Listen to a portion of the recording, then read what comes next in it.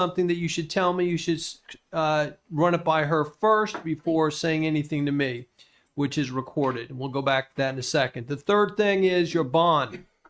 If your bond was set by a warrant or a capias by a judge, it's going to remain that, absent some extraordinary circumstances. You'll have to deal with that through what's called a bond hearing that you can contact your public defender or your lawyer to set up for you.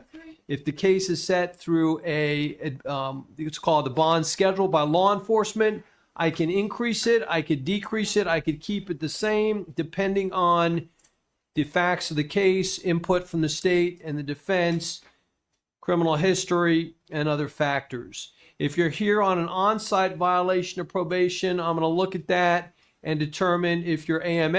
I'm going to determine if I think that the judge will issue a no bond warrant and other factors, so that may be no bond as well if it's an on-site VOP. You should keep in mind that when you come to the podium, you'll see there's a microphone there.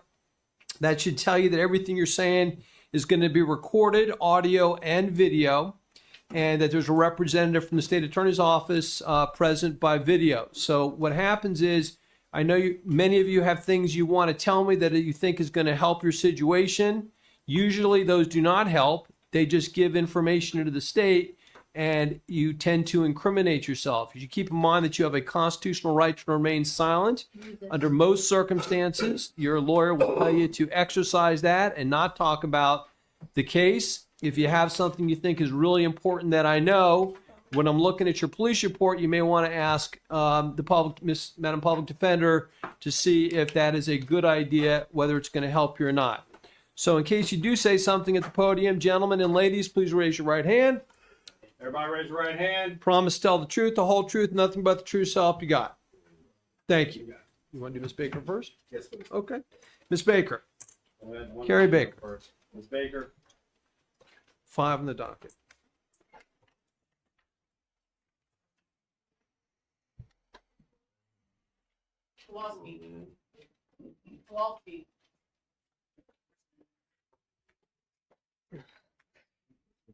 Hi, Ms. Baker. Ms. Baker, I'm going to appoint the public defender to represent you. I'm going to find probable cause, and I'm going to set your bond at $500 on the trespass and $1,000 on the resisting without. Next court date, arraignment, March 25th, before Judge Garagoslo. Good luck, ma'am. Thank you. Why do they have ROR? Right here. Right here. And Your Honor, no return? No return to 991 East of Galley Boulevard. Yep. Okay, so who are we calling it? Mitchell. Dylan Mitchell. Okay, good morning, Mr. Mitchell. Good morning. I'm going to appoint the public defender to represent you in this case. This is a violation of PTR from the jail. So don't say anything about the case. Just keep in mind, I know you never even bonded out on the original case. You're just going to keep getting in trouble if you have contact with the alleged victim in the case. You should keep that in mind. So I'm going to appoint the public defender for you on this case. PC found, and I'm corrected about that, right, Ms. Seiler, Ms. Garvey, that this was a phone contact or an email contact or a teleconference while he was still in jail. He'd never bonded out. I have a constitutional issue with it, but yes, Sure. Judge Brown has said the same thing. I tried the argument before him, and he found there's case law that says that even if you don't accept the terms of your bond and enter into that quasi contract, you can still the charge is still good. Okay.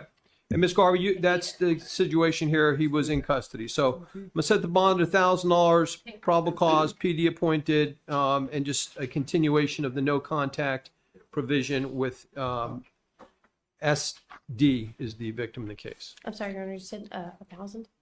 Yes. Thank you. Thank you. Thank you, Mr. Mitchell. What do you need? Does she want to have contact with you? So Okay, so then am I now going on this? I'll put a bond motion on the contact. Great. Derek Griffin, 26 in the docket. Derek Griffin. Yeah, so it don't worry about it. I got you. Maru.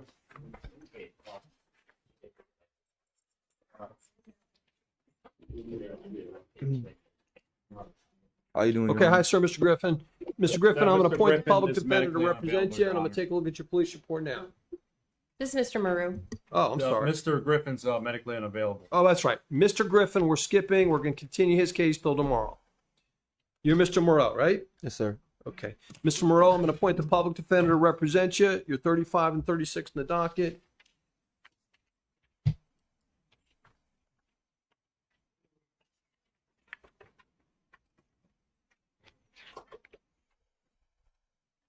Mr. Moreau, you got two issues going on. One's a new case involving criminal mischief. I find probable cause. I'm setting your bond at $5,000 on the felony criminal mischief case. Appoint public defender. Based on the DUI, I've read the underlying offense. I've considered your record. I understand that some of your stuff is juvenile, but your bond is, and the VOP is going to be no bond, sir. Good luck. You said Thank you. DUI, was it false imprisonment? False imprisonment is the underlying felony case that he's on probation for. Yeah. Setting the bond there at no bond, setting the bond on the criminal mischief at 5, PC found, PD appointed. Good luck, sir. Thank you, Your Honor. No contact. No No, contact. that's no right. No contact with the victim in the criminal mischief Okay. case. No return. to the- Yeah, and no return to the offense location. Thank you, Ms. Garber. 4-2, April 2nd. Okay, Justin Petro, But they didn't put it on the record. 43 and 44 on the docket. Hello, Mr. Petro, 43 and 44. It's a DUI case, petty theft, and so forth. Okay, sir, I'm going to appoint the public defender to represent you on both cases. With regard to the DUI, found probable cause, hit your bond at 1,000. Your Honor, may I just be briefly heard on probable cause for the threats? The threat. For which was- one? The threats. Yeah. Threat was conditional and remote. And remote. Well, you know, the thing is that statute, I'm with you. The statute changed on that. I say changed. It used to be that you had to tie it in with some sort of a threat for the officer not to do something. When you look at the misdemeanor, 836.12 (2), it appears very broad. It just says threat. So Okay. I understand the argument. Threat, remote wasn't right then. It was to his family, the officer's family. I found probable cause based on my read of the statute, which I just read, $1,000 bond. So with regard to the violation of probation, I've looked at the underlying facts of your record and so forth, and it's going to be no bond on the VOP. Good luck. I'm sorry. I'm going to try better to keep DUI is up. but what was- 1,000. 1,000. Threat is 1,000. 2,000. Total 2,000 that. PD appointed. Other case, which is the VOP, is no bond. Got it. Okay. Hello, sir. What's your name, please? God bless. Hoffa. Michael Hoffa. What's your name? Hoffa, Michael Hoffa, sir. These from yesterday, Your Honor. Oh, you're Mr. Hoff. Okay. Yep. Sir? Hello. Mr. Hoffa. This is Mr. Hoffa, correct? Okay. Yes, Your Honor. So you're Mr. Hoffa, right? Yes, sir. Okay, Mr. Hoffa, you were here yesterday before Judge Patel. You had two cases. One was a violation of probation, and it was determined that based on your AMA status, that was no bond. And then you're back today because you were also given no bond on your other case. You're entitled to a bond. Yes, thank you. And so that's what we're doing today. All the same conditions apply. And I'm going to set your bond on the battery charge Battery. for, which is what Judge Patel wanted to do in the first place, was set at $15,000. Previous conditions, which is no contact, sentinel GPS monitor, exclusion zones based on where the victim lives, no return to victim's residence or employment, 1,000-foot exclusion zone, GPS, $15,000 bond on this, no change in the bond on the VOP. Does that reflect accurately what she wanted to do? Yes, sir. Good luck, sir. Thank you. And memorial and stuff like that. Okay, all right. All up, so we give you a fresh one.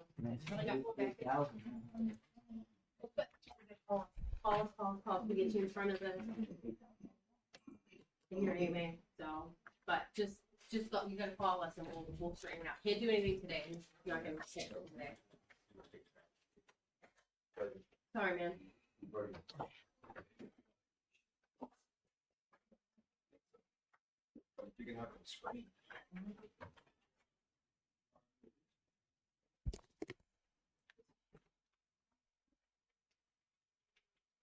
Hi, ma'am. Are you Miss Burdick? Yes. Pardon me? Yes. Yes. Hi, Miss Burdick. Hi. Miss Burdick, I've looked at your case. It's a violation of an injunction case involving a neighbor. I've coupled some. I found probable cause. I'm going to appoint the public defender. Miss Burdick, do you have anybody in the community that could help you bond out of jail? Yes. Okay. Who would that be? I'd have to think about it. Okay. But you're somebody that you think could help you? Yeah. All right.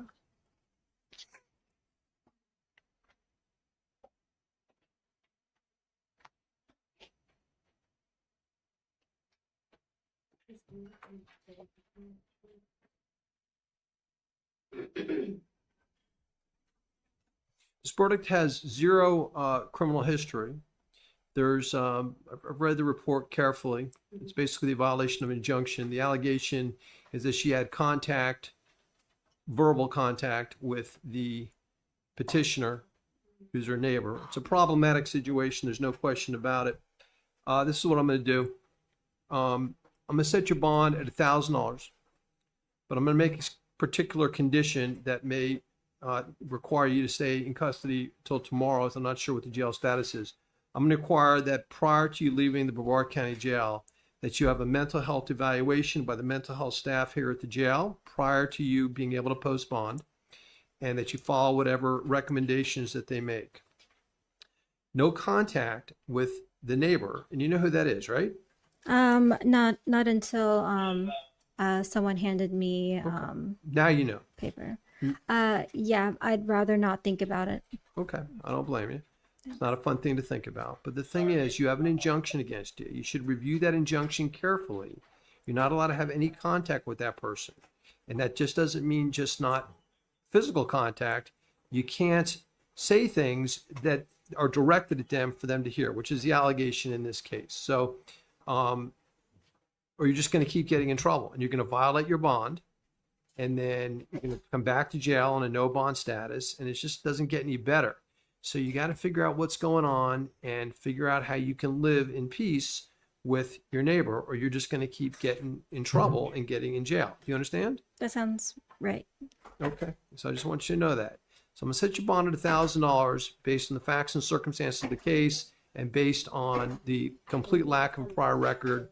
This means that somebody from the community will have to assist you, but no release prior to being mental health screening by the Brevard County Jail, and follow any recommendations that they make. That will be a condition of your bond.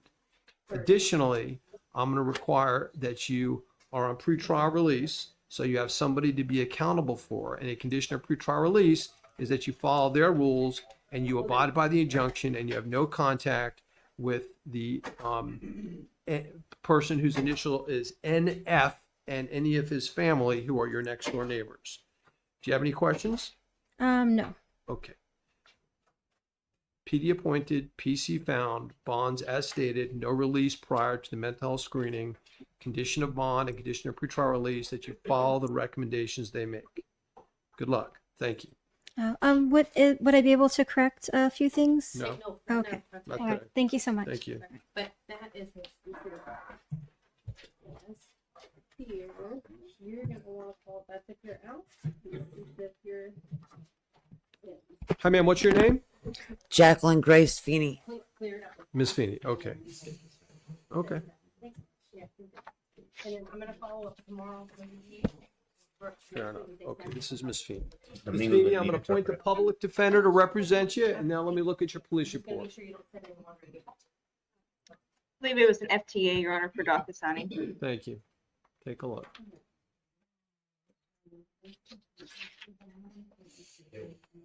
It's a new felony case with an arrest affidavit. Maybe there's a FTA somewhere, but that's not Miss Garvey. That doesn't look like that's this case. Is this Miss Domingo? No. Miss Domingo, we skipped her because she needs a Spanish interpreter. This is Miss Feeney. Okay. I did not hear that we were skipping her. My apologies. Yep, I should have made that clear. This is Miss Feeney. Okay, so let me just. Ms. Feeney, I'm going to appoint, I may have already said this, but I'm going to appoint the public defender to represent you. I think I did already say that. And take the case.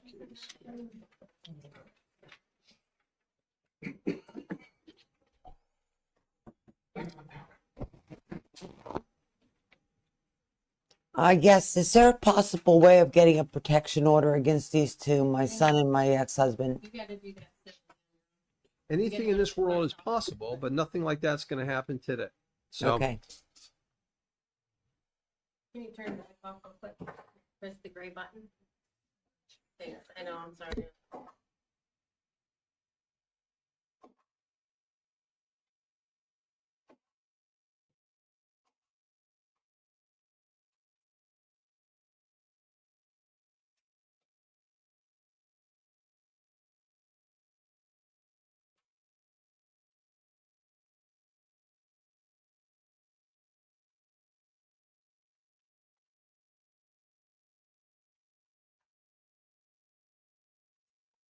Your Honor, if I may just, on the record to say, I'm arguing for pretrial release. She does have somewhere else she can go, and she's got a cell phone. what was the last part? She has a working cell phone to maintain contact with pretrial release or community supervision. If you want an additional layer of protection for the community.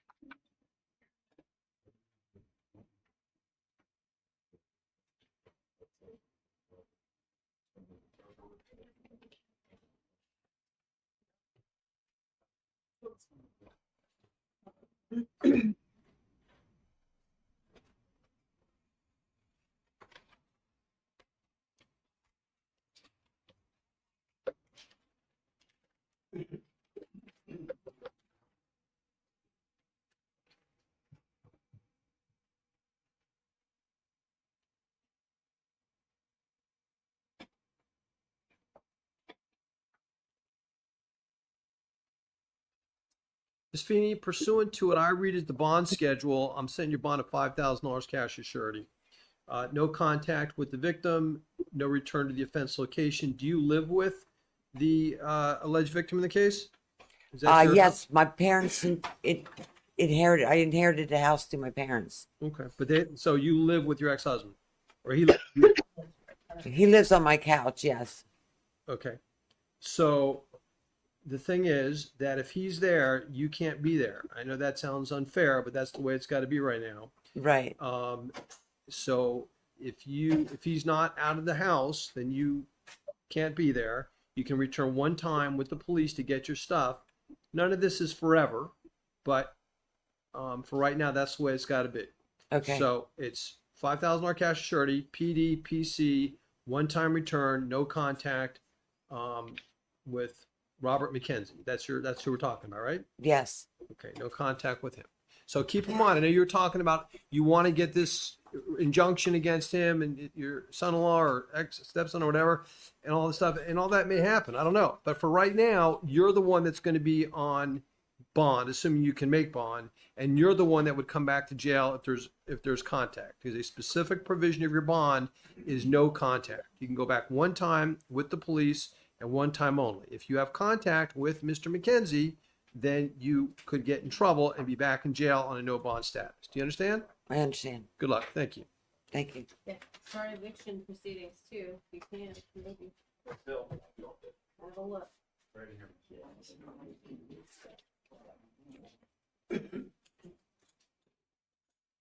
Hi, ma'am. What's your name? Talisha Hill. Hello, Miss Hill. Let me take a look at your case.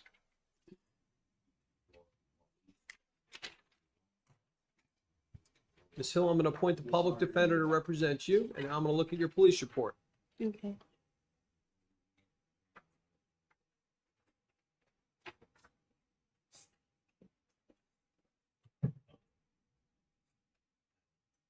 This is a Miss Garvey. This is a bench warrant case. It looks like. Yes, Your Honor, I believe Judge Garagoslo put a $2,000 bond on the warrant. Yeah. The warrant I'm looking at is Judge Musselman, and it's a $2,000 bond. So, Miss Hill, that's what it's going to be, ma'am. Hopefully, you can have somebody that can bond you out. If you can, then you need to make sure you make your next court date. And your next question would be, well, when is that? So let's take a look. 29 in the docket. So you can bond out for $2,000. You need to make your next court date, appoint public defender. Next court date is early resolution, April the 2nd. So if you can't have anybody bond you out, you can wait in jail until April 2nd and get that credit, or you can contact your public defender for a bond hearing. Good luck.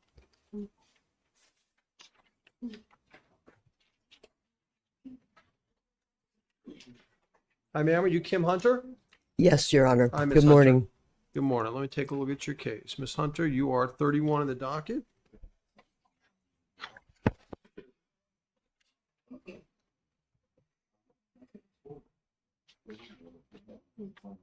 Miss Hunter, I'm going to appoint the public defender to represent you. Let's take a look at your case. Okay. Or let me take a look at your case. There's a mismatch of names at the very end. Calls her Kim Parker. But I believe it's a scrivener's error. I won't raise PC. Okay. Miss Hunter, do you live in Brevard or in Edgewater in Volusia? Brevard. Okay.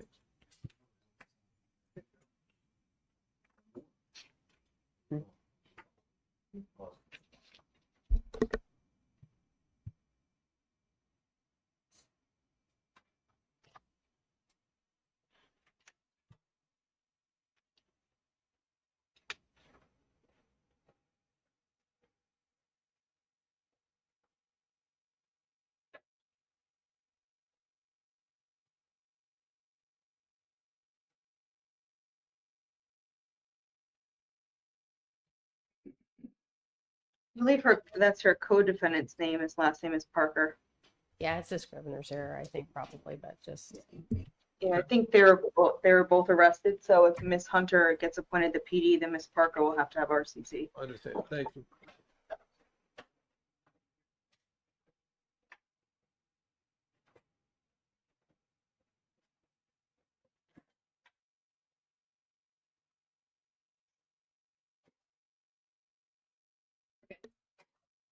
he's still. So hang on.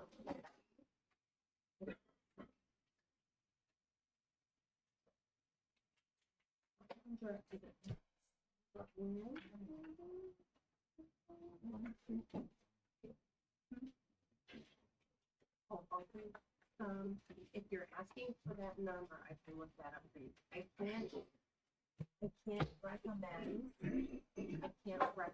a bondsman ever. Okay, so. Yeah.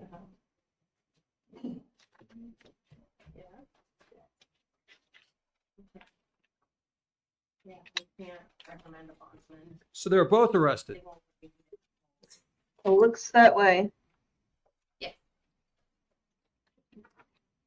She appears to be number 14 on her take out of order. Yeah.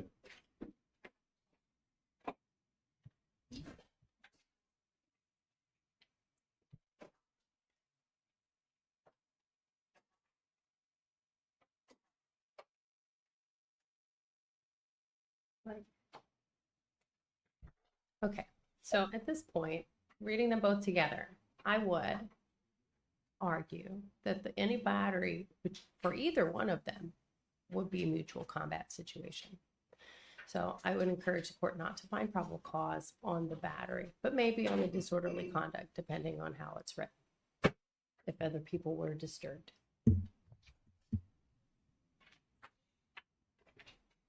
And failing that, request pretrial release for the battery.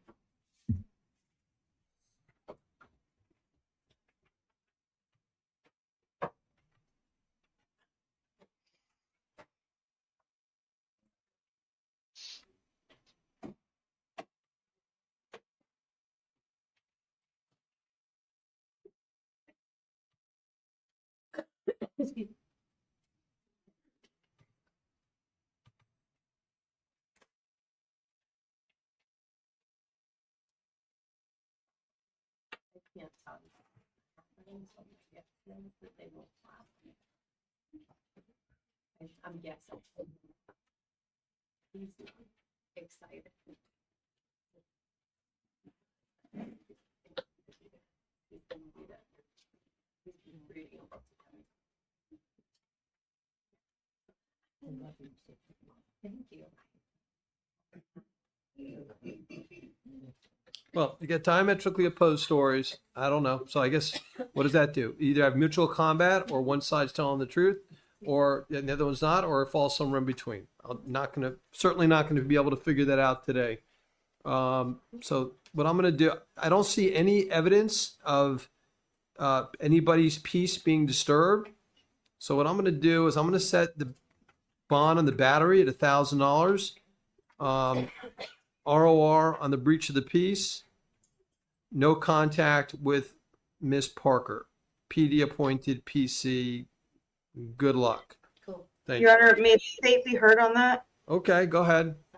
So, I mean, it's a felony battery. I understand that there's two people involved and it could be mutual combat. However, if we look at Miss Hunter's history, she has a substantial amount of history. Yes. I don't doesn't believe that $1,000 is appropriate when somebody has 2 FTAs, one in 94, one in 07. She has a ton of history. She also has a battery domestic violence in 2014, 2012, battery in 2017, 2018, a felony battery in 2019, violation of condition of PTR in 2023. And then she has a battery on a person 65 years age or older that was amended to a simple battery just as early as 2023. So there's a lot going on here. She also has an improper exhibition of a firearm back in 96. And then there's other history sprinkled throughout. So the state's going to actually be asking for, I understand that we have two people here, and it could be mutual combat. However, it appears as though they both were hitting on each other. It appears as though Ms. Hunter was the initial aggressor. So we are going to be asking for $10,000 bond on her. No contact and no return. May I be heard? Sure. So just given the weakness factually, and yeah, I would just say that that's a heavy consideration the court should take when setting bond, and in light of the very probable mutual combat situation, which would completely defeat probable cause. So thank you. Thousands appropriate for this situation. He's good at splitting the baby. We set your bond at $4,000 cash or surety. No PC on the breach of peace. Thank you, ma'am. Good luck. It's a large part on the extensive battery record. Okay, I'm sorry. You said 4. Yes. Thank you. There's All just right, no so $400. contact. No contact, no return. I'm not sure where this location was, but Call us. hi, ma'am. What's your name? Alexis Kirkman. You guys speak up a little bit. Alexis Kirkman. Hi, Ms. Kirkman. Let me take a look at your case. 33 on the docket. Appoint public defender to represent you.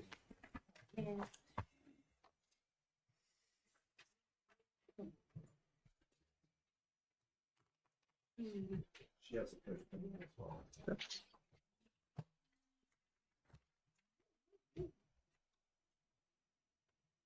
can just love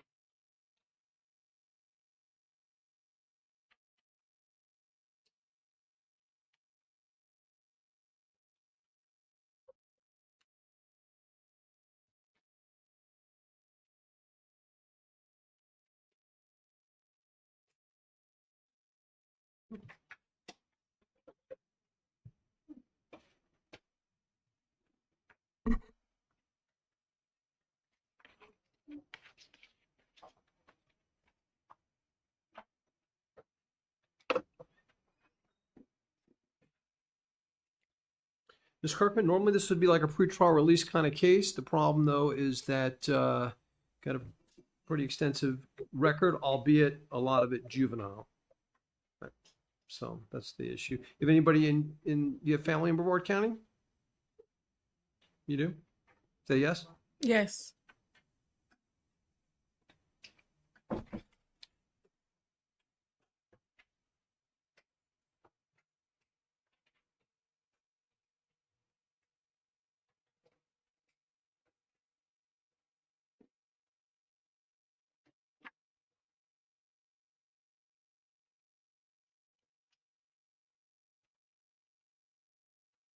Okay, PCPD.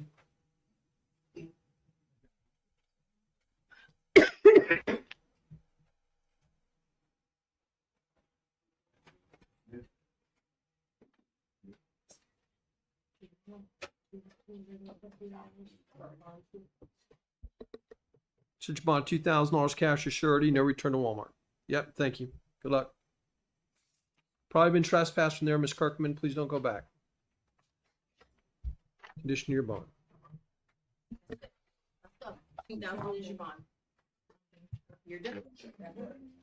Return to Walmart. Hi, what's your name, please? Misty McSwain. Explain 38 and 39 on the docket.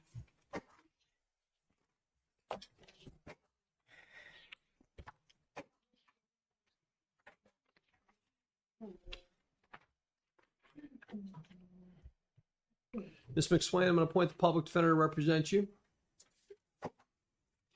Got two things going on. One's a VOP and one is a new driving charge.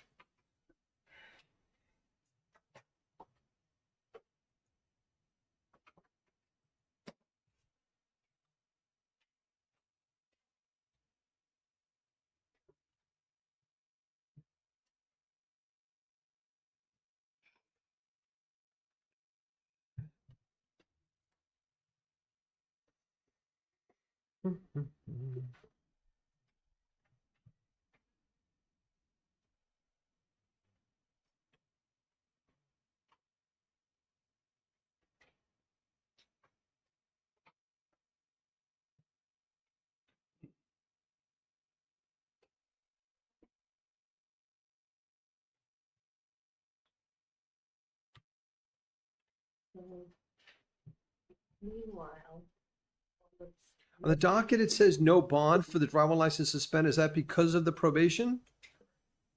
I believe it is, Your Honor. I believe she would be entitled to a bond on the new case. But obviously the VOP, we'd be asking for it to be remain at no bond.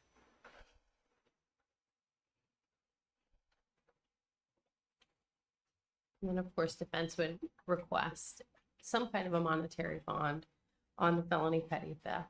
She also has pending VOP in a CT case, so there may be, I've just advised Ms. McSwain that there may be an amended warrant in that case that comes out. So depending on how you post your bond, there may be an additional warrant to come through. Sometimes, yes, sometimes no. So, And Your Honor, why we're asking for no bond to remain on the VOP is because she's not entitled to a bond on the VOP, but also she has a history of violating her probation. She has a substantial amount of history, as I'm sure the court can see. She has an FTA in 2013, and she has violated her probation. She violated a PTR order in 2018. She violated her possession as annex probation in 2018. She violated it again in 2019. She has some recent history of DUI, no motor vehicle registration, and she has a recent felony petty theft. Well, I believe that that's the one that she's on supervision for, the 2023 one.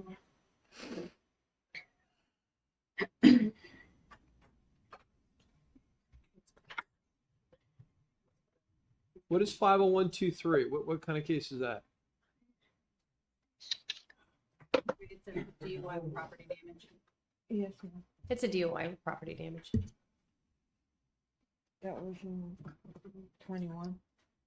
I believe that was in 2022.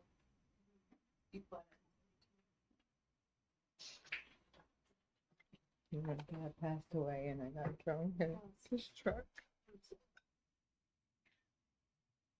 You can say when you're going for help, keep going. I'm looking at it right now, Your Honor, to see if she's not supervision. It may not be, if you can sit for a little bit, it may not be the My chocolate, 4 kids. where do you work? I was on my way to work after my 10-year-old. You got your food now. My mom, Okay, thank God. well, my mom can't, she don't have this. Yeah, they kicked me 4 kids. She pled in that case on September 19th of 2022. And it looks as though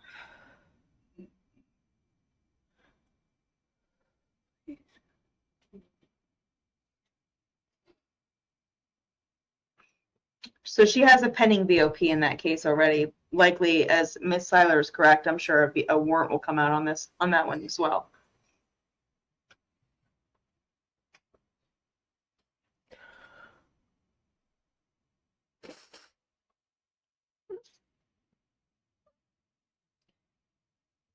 If I may agree. Sure. Okay, so Miss McSwain has relayed to me that she's just gotten a new job and that she may have been, and I'm saying it's an argument, it's not going to be evidence, but it may be that she was going to that new job because she had no other way to get there. She's got 4 children. She has to support. Her children now are with her mom, but her mom is homeless.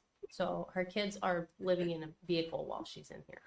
Okay. So otherwise, I mean, if the court can see fit to give her some type of a monetary bond, to give her something she can meet so she can get out and take care of her kids, and I'll wear a monitor. yeah, she'll wear monitor, whatever you guys want. Community supervision, we can overlay that. You can do whatever you want. I think she's already probably being drug tested on the DUI probation. I've been so we clean got for 5 years. She's been clean for 5 years. I'm putting that on the record.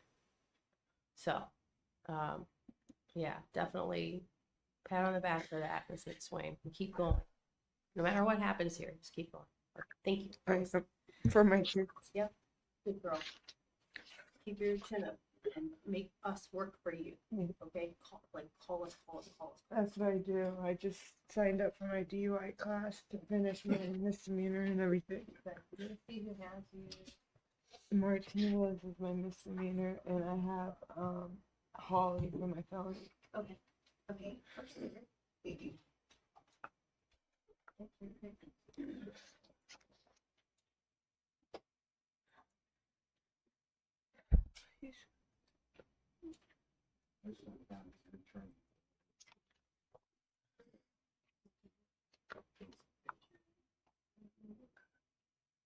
He's thinking about it. It wasn't like yesterday. Yesterday was she just moving, she didn't hear nothing. She just moving people. He's thinking about it. He's really giving everybody a truly individualized monitoring.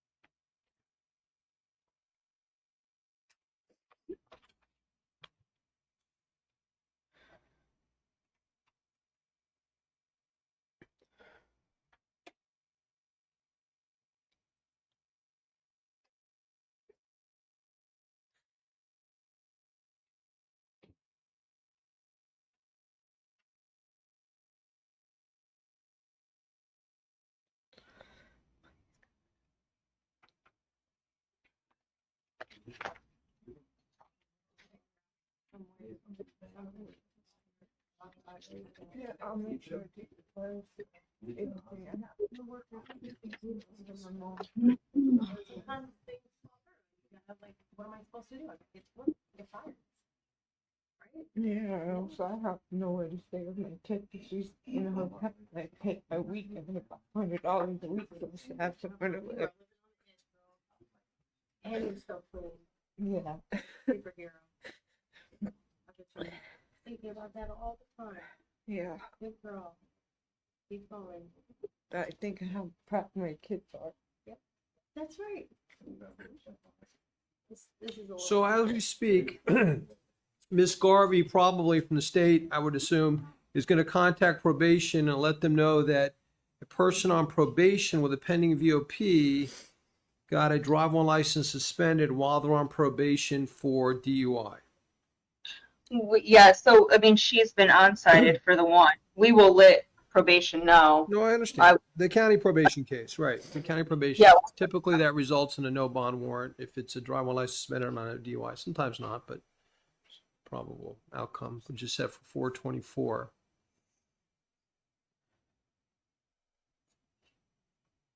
That's what complicates this. I mean, normally if I have a driver license suspended person on probation for a felony petty theft, I think that under most circumstances warrants the bond.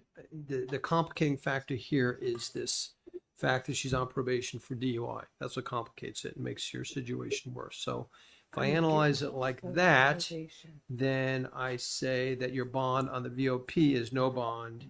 Bond in the duels is $1,000, and you should contact public defender for a bond hearing. PC found, PD appointed, no driver without a valid license. Good luck, ma'am. Thank you. Ms. Parker, one on that. Okay, so I'm putting in that you need a bond for ASAP, and you need to call us starting Monday and every day until you can. Hi, ma'am. What's your name? Okay? What is your name? Yes, Sandra Parker. Ms. Parker, the other I couldn't see where it's coming from. person in the fight. Yeah, the other one, Your Honor. Yep. Ms. Parker, I'm going to find probable cause. I'm going to appoint regional conflict counsel to represent you. Alright, so hang in there. We got you. Hang in I there. can't no. hear him very well. The difference between your case, you could, don't say anything. This is just me thinking out loud. You certainly could be the aggressor. The difference, though, between your case and No, I wasn't. Miss Hunter's case is that you don't have the criminal history that she does.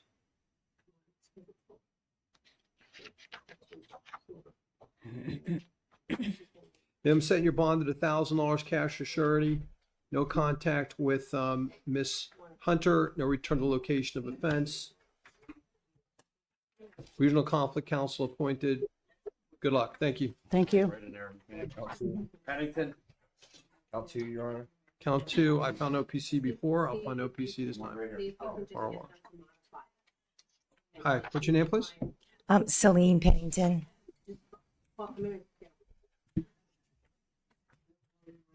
Ms. Pennington, I'm going to appoint the public defender to represent you. Come on. I'm sorry, did we put RCC on Ms. Parker? Yes. Thank you.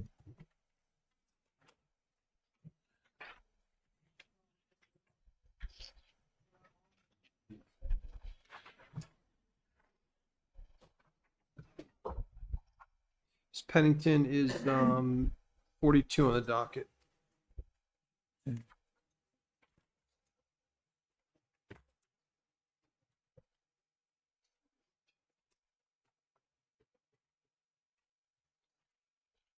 Release.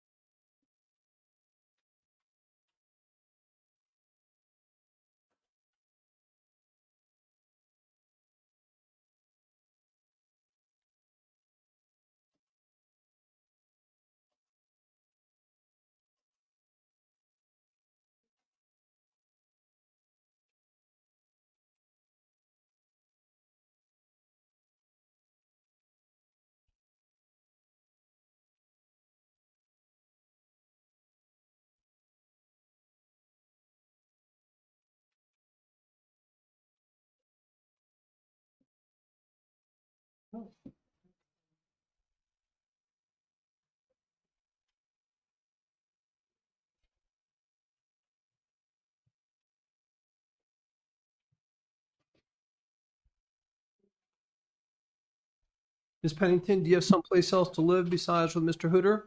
No, I own the house. Does he live there? He has been living there. He's selling his house in Vieira because his mother passed away. Okay, well, here's the situation you find yourself in. Uh-huh. I'm gonna release you on pretrial release. You're Okay.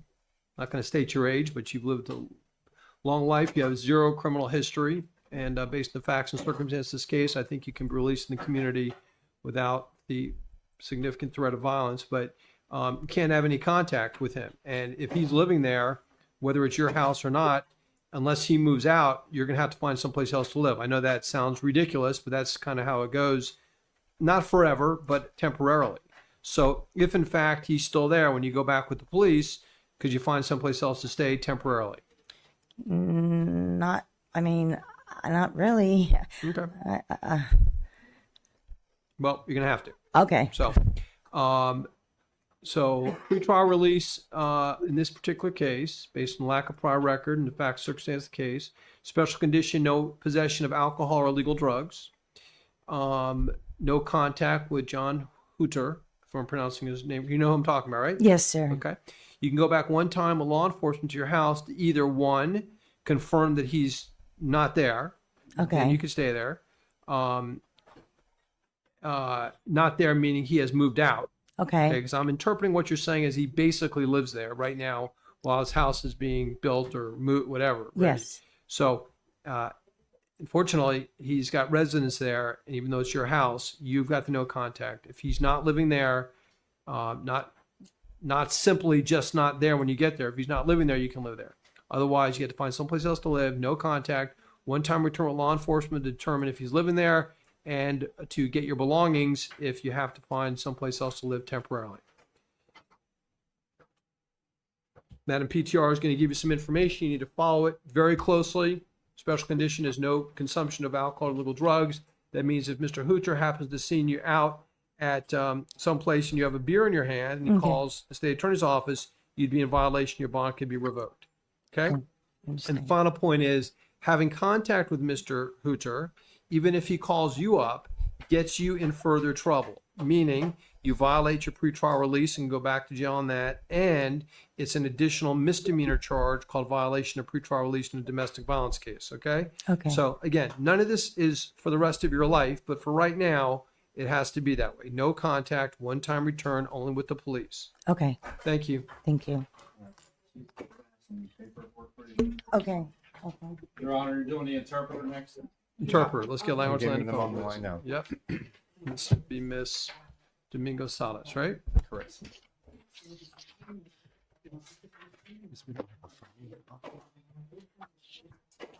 I'm gonna do that for the interpreter too.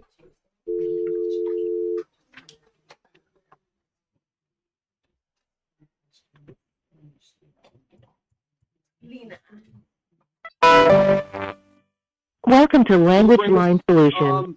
Please Domingo enter your Salas up, six-digit please. client ID. To the podium. Deputy Kowalski, can you bring Miss Ben aquí, por favor, señora? For Spanish, press 1. For Who's that? please hold for an interpreter.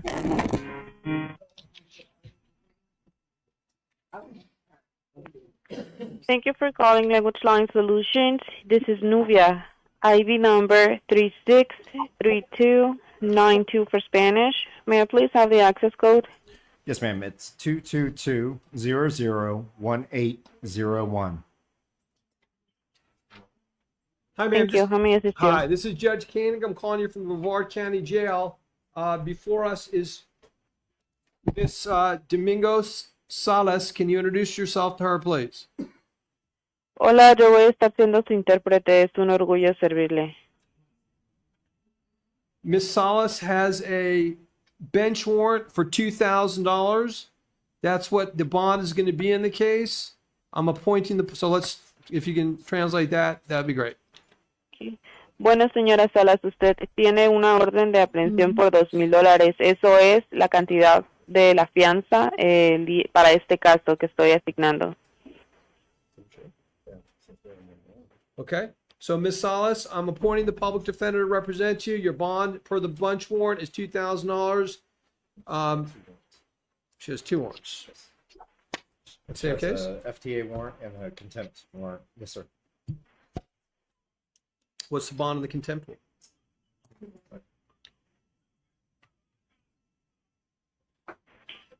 Oh, I see. There it is. Ms. Salas actually, so this will need to be translated. Ms. Salas actually has 2 warrants. One's for $2,000 and the other one's for $2,000. 2 warrants, total bond $4,000. Bueno, señora Salas, de hecho usted tiene 2 órdenes de arresto, una por $2,000 y la otra por $2,000, siendo un total de fianza de $4,000.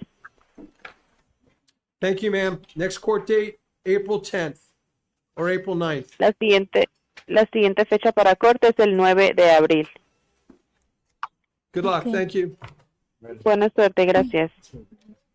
Totally get it. Come on up, Mr. Diaz. Diaz, come on up.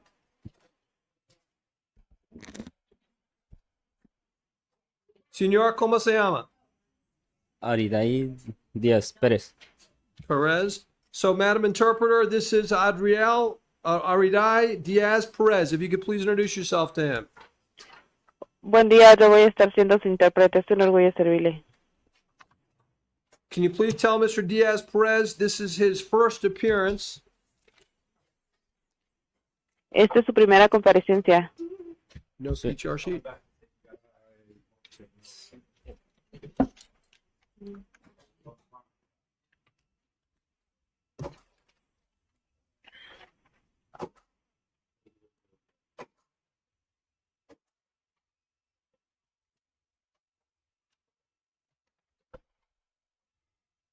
Madam Court Interpreter, if you could tell Mr. Perez, I'm appointing the public defender to represent him. Le estoy designando a un defensor público para que lo defienda. Now I'm going to look at the police report for probable cause and to determine his bond. En este momento voy a ver el reporte de la policía para ver la causa probable y determinar la fianza. Ajá, está bien. Okay.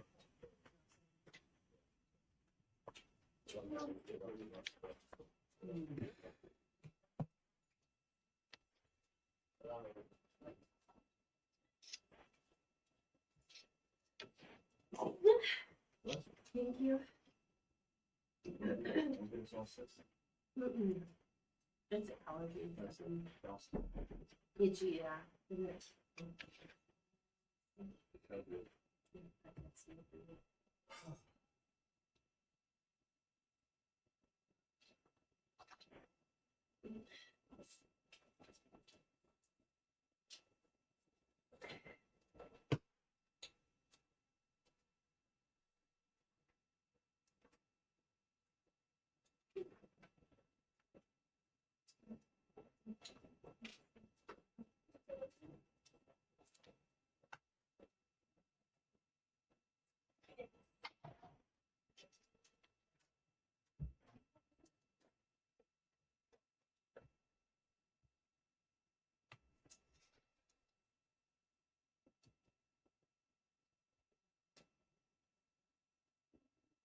Madam PTR, does it show that Mr. Perez has no address because you couldn't communicate with him? Was that the issue?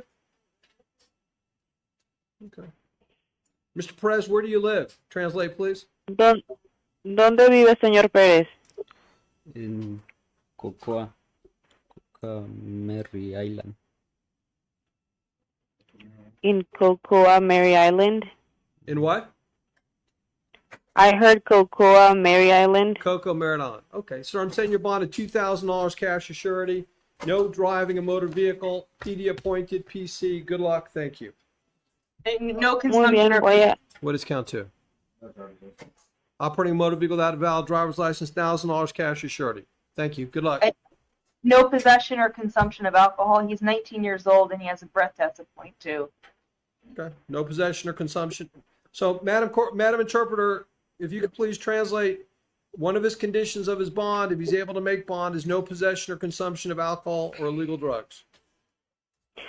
Una de las condiciones de su fianza, si usted puede cumplir con lo que es la fianza, es que no puede tener en posesión ni consumir alcohol ni drogas.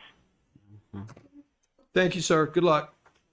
Gracias, señor. Buena suerte. May I just add that he can Capello, come on up. he can post bond with a bondsman of $300. That's 10%. Hi, sir. You Mr. Capello? Yes. Hold on, Judge. Yes. Miss Interpreter, can you let the previous gentleman know that the PD said that he could post a bond of $300 with the bondsman? Puede pagar una fianza de $300 con un fianzador. Thank you. Thank you, Madam Interpreter. Gracias. We're done with language line. Thank you. Thank you, personal service. Thank you. Mr. Capello, I'm going to appoint the public defender to represent you. This is a bench warrant. The warrant amount is $2,000. And let me just confirm that. I used to know them. What are they saying? Oh, man. Bench warrant. Touchdown, Tommy Brown. 4-2. Okay, sir, so that's what's going to be. $2,000 as stated on the warrant. Appoint public defender. Next court date, April 2nd. Judge Garagozzo Vieira. Good luck, sir. Thank you, sir. Caruso, Mr. Caruso. In here, sir. Hold on, you gotta go in here. You gotta get a point first. You gotta get a point first. You gotta go in here.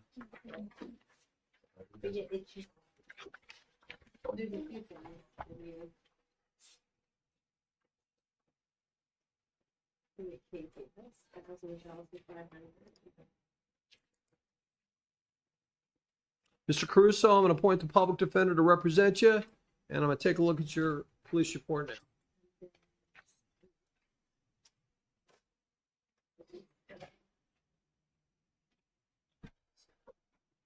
Debbie, I can talk to you. Did you appoint him? Yeah. All right, yeah, great.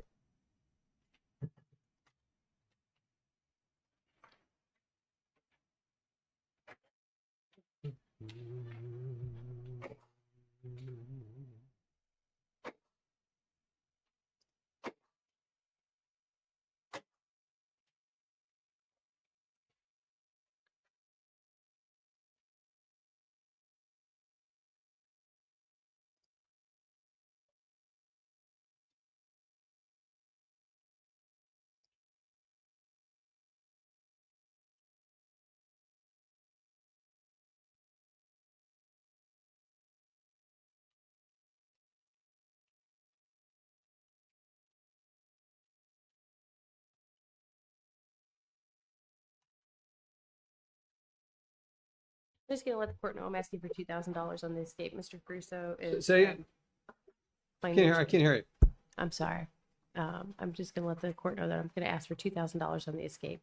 I call it a non-violent, and then also I mean it's got some history, but he's also having a baby soon, and he's financially strapped. So whatever bond you set, probably he won't be able to meet anyway. But so if you could give it to him $2,000, that would be possibly achievable within a period of time. That's the best I'm going to be able to do. That is reasonable. Okay. Your Honor, when the court's ready, the state wants to be heard on that. I'm sure. Okay. We don't later, but he'll set you some kind of a bond. I think this will say that. That's good news. So, Ms. Garvey, is the quote unquote warrant that he was being arrested on the misdemeanor capias? Is that what that is? Hang on. Yes, I believe that that's what he was being arrested on, Your Honor. I'm trying to pull back up the.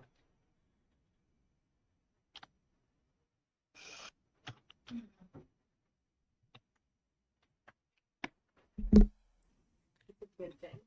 That's a good question for him to ask because it's like, what's the risk to the community? Mm-hmm. And the escape is just basically resisting without loss. Yeah, that appears to be what it is. So with regard to the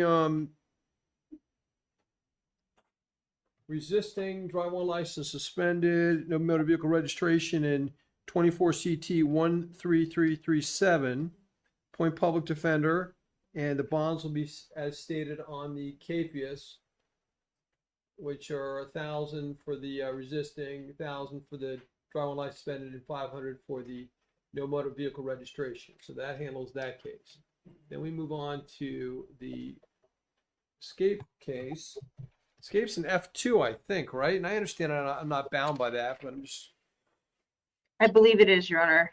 I'm having trouble pulling up the 920, the arrest affidavit for that case. Becca's not working for me right now, so, and it didn't come up in the docket loader.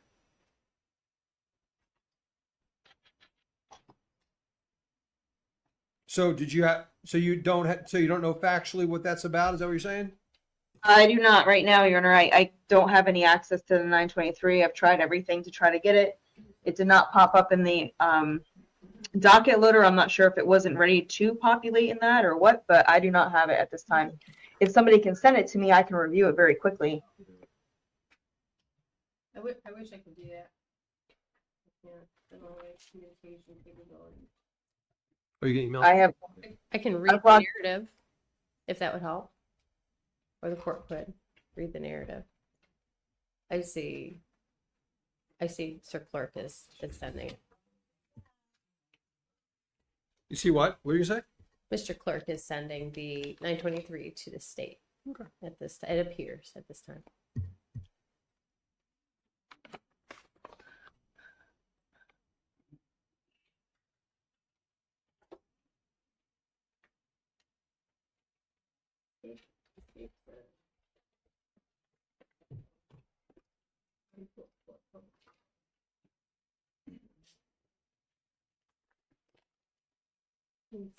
Did you want to make an argument of that, Ms. Garvey? Well, I would like to read it first before I argue, Your Honor. Sure. Did you get it? I'm still waiting for it. I haven't seen it come through yet. Okay. I keep refreshing the page. To not want to be confined. So they kind of give some grace there. So if you run away from the jail and want to push, you're going to run away from the jail. Your Honor, I see it, so I'm just opening it now. And if I could just have a moment. It's been 5 years. The last time we didn't go here was 5 years ago. Very good. Yeah, and this other thing is a little bit of a silly thing. You gotta stop running because they're always doing work. I had an opportunity to review it, Your Honor. If you get arrested, Okay. Got something you want to tell me? Yeah, I mean, based on, he has significant history, and I am going to put his history on there. He has no DL in 2010, 2014, battery reduced disorderly conduct in 13.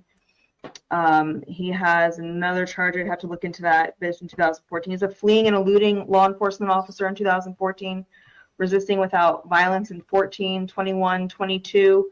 He has a violation of probation on the fleeing and eluding in 16, burglary of an unoccupied structure in 2019, petty theft in 2019, VOP on that burglary in 2019, grand theft in 2020, Dwellis HTO reduced to misdemeanor Dwellis in 2020, contempt of a violation of PTR order, both in 2020 and 2021, possession of methamphetamine that was reduced to paraphernalia in 2021, 2 more Dwellises in 2021, no motor vehicle registration in 2021. He has an FTA as recent as 2021.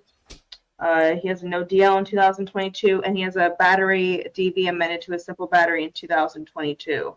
I don't believe that this is someone that should just be, and just obviously the court's aware that oftentimes when someone has an FTA, when they resolve their case, a lot of the courts, they do dismiss those FTAs. He has FTAs that were not adjudicated, but he does have a prior FTA in 2016, twice in 2019, 2021, and 2022. All of those were dismissed, likely with resolutions of cases. So the fact here that he was in custody and being transported from one location to another, and that he broke free from the restraints and took off running, shows that he's not going to cooperate with the police. He has the fleeing and eludings. So we're actually going to be asking, based on his criminal history, we're going to be asking for $20,000 bond on the escape charge, Your Honor. It is a very serious offense. And then on the resisting without violence, $500. Okay, thank you. So I'm setting your bond at $6,000 for the escape, 1,000 for the resisting without violence, and Okay. there was 2 cases, and we already set the ones on the Capius case. Good luck, sir. 649, Klaus. 25, so $950. That's your bond. Could have been a lot. Just come on up. All right. Hi, sir. Mr. Klaus? How you doing? Hey, Mr. Klaus? Yes, sir. Okay, Mr. Klaus, let me take a look at your case. I can barely hear you, sir. I'm going to appoint the public defender to represent you, and I'm going to look at your cases. Okay.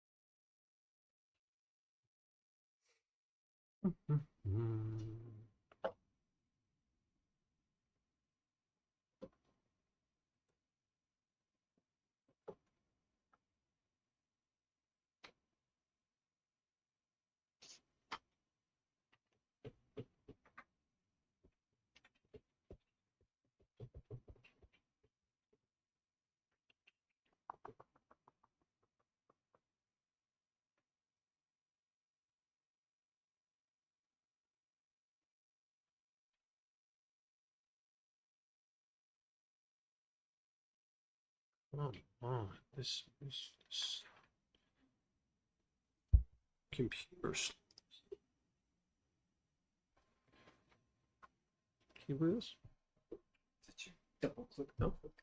Nope. What'd you do?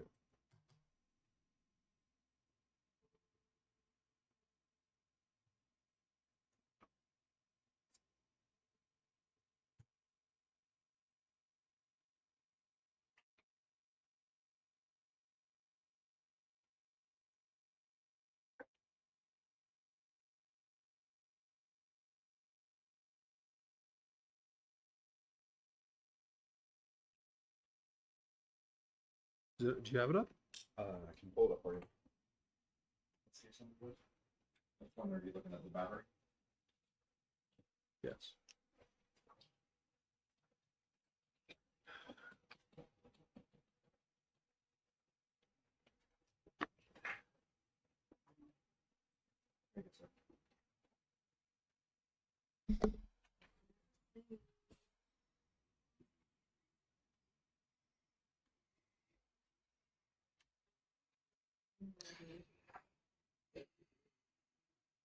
This chick is not good for you. It's happening. Just be cool. Don't say nothing. But just words and lies. If she's lying or if you are like that, either way. I think you already kind of know that. I love her to death. I mean, that's pretty. Yeah, that's my baby. Oh.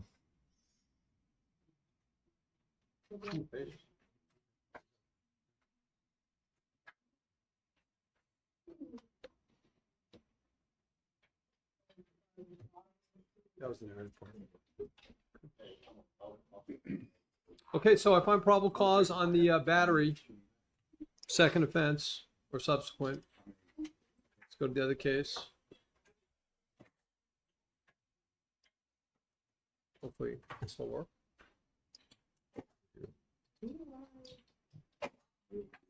Shoot him out.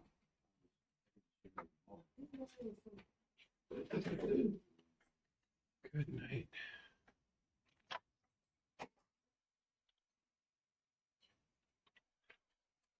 They have a light PC argument on the DUI.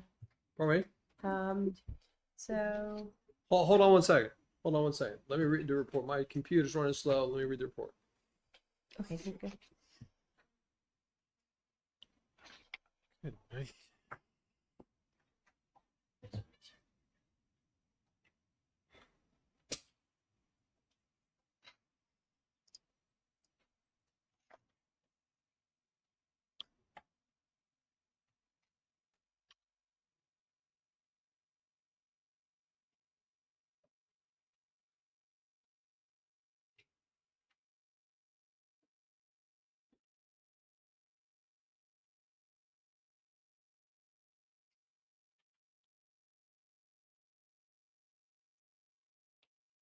You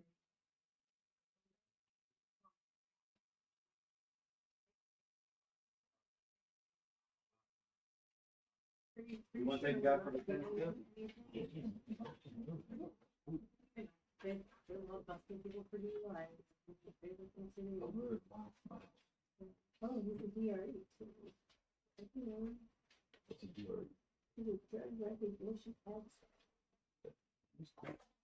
Okay, go ahead, Miss Sala.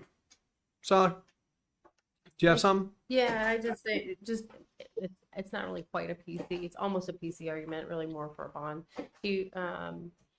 There's some indications of possible impairment, but nothing that's overwhelming to me. And then, no indicators that there's an extremely strong, odor of alcoholic beverage. This guy's a DRE. I think if it was very open and shut, I think there'd be some stronger language in the 923, but that's it. And then as the situation evolved, it looked like, Mr. Klaus was thinking clearly. Like, he knew what was going to happen. He put his hands behind his back without prompting. He was not, he wasn't confused about what was going to happen. He was following, he was very tuned in. So to the extent that there's any impairment, it may have been lighter than DUI requires. Thank you. Thank you. I find probable cause for the DUI and the refusal.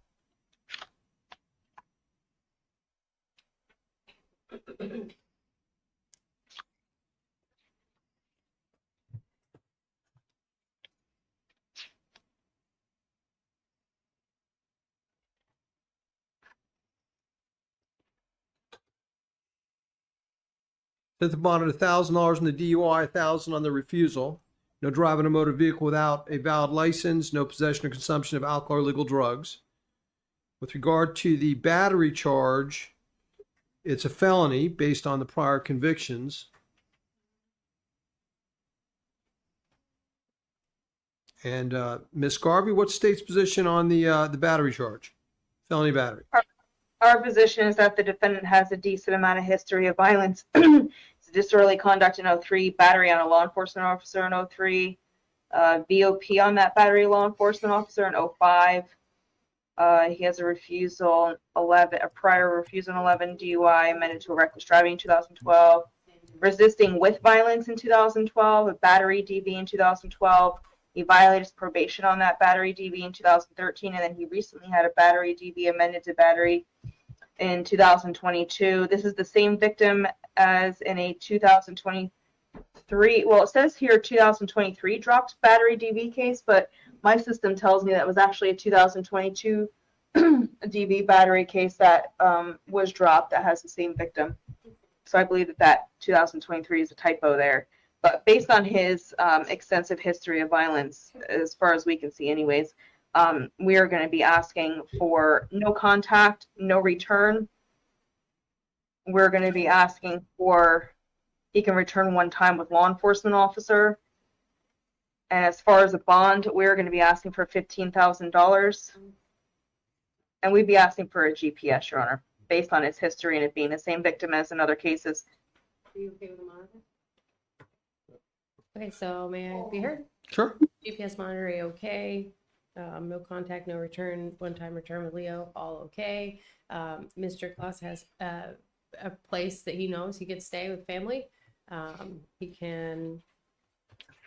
good at coming to court. He's got no FTAs despite his history. He has advised that he really needs to get to work in the morning. And so he's got arrangements already for people to be able to bring him to work. And because he's aware that his driver's license may likely be suspended due to the refusal. So all of that's all kind of wrapped up as far as that goes. He's, like I said, he's happy with the monitor. He's happy to leave the alleged victim alone until we can figure this out. And the PC, while I have to respect the court's decision that PC was established in the bat, there were very conflicting statements and there were no marks. Were there marks?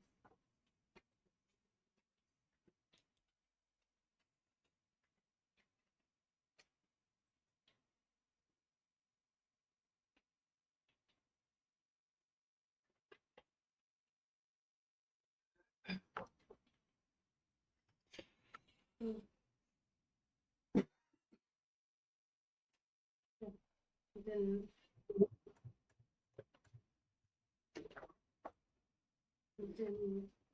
observe any injuries. 923 states that the arresting officer did not observe any injuries to the victim. And he did observe some broken glasses, and the piece of the glass was in the driver's side on the floorboard, where it appears as though it would make sense if the defendant was standing outside the passenger seat and smacked her, and then her piece of her lens went flying. So that would match up what the victim said about being hit. Okay. Thank y'all. Okay, I'm setting a bond of $5,000 cash as surety pursuant to the bond schedule. Understand the arguments from both sides. Special condition: no contact, no return, except one time of law enforcement to get your belongings. Prior to being released from Brevard County Jail, fitted with a GPS monitor provided by Sentinel with an exclusion zone around where the victim lives, is employed, or other exclusion zones requested by the victim. And that's what it's going to be. $5,000, one-time return, no contact, GPS monitor, bond of $5,000. Good luck, sir. We'd be asking for no possession, no consumption, also on the No possession, the no back. consumption of alcohol or illegal drugs. Thank you. On both cases, both the DUI as well as the battery case. Right. Thank you. Thank you, Your Honor. Good luck. Los Rios. Yeah, we did good. Did great. That was great. 15, 16. Los Rios. Go up there. Hello, sir. You Mr. De Los Rios? Yes, sir.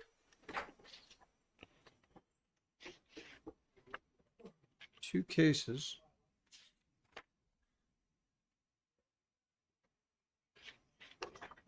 On-site VOP. Take a look. Okay, sir, I'm going to appoint the public defender to represent you in both cases. I say both because there's a new DUI case and there's a probation case that is an on-site, although I'm sure there'll be a warrant coming down the pike at some point. Let's take a look. Just for the record, he's actually on he's on probation for 2 cases. I am hoping that they'll spot that, but if not, we'll send an email to probation to let them know. He's also on supervision in case number 2019 CF 40813, also an organized fraud charge.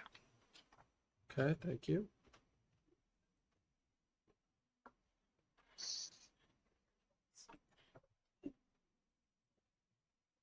These are ancient VOPs. I say ancient meaning that I'm not sure there's even much jurisdictional time left on them. Looks like they're both from 2007. Well, I say both. One of them that I'm looking at is from 2017.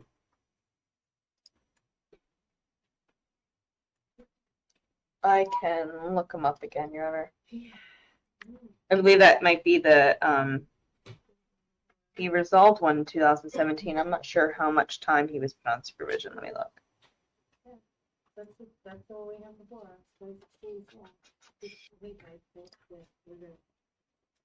Did you say 40813 was the other case? The other one is 2019 40813. Right. And I mean, in the 2016 or the 2016 case, I mean, he was placed on supervision for a first-degree felony. It's over $50,000. I see. Okay, So- my mistake. I thought it was okay. It's one of those fraud cases. All right. And he was put on. He was sentenced to 3 years Department of Corrections, followed by 7 years probation. I believe he's only recently, probably in the last few years, got out on supervision, and then he was placed on supervision on the other case, I believe in 2021, to run concurrently with the one that he was out of prison on. Well, it says here release date on the PTR sheet anyway, 2019. Yeah, so with gain time, that would make sense, Your Honor. I believe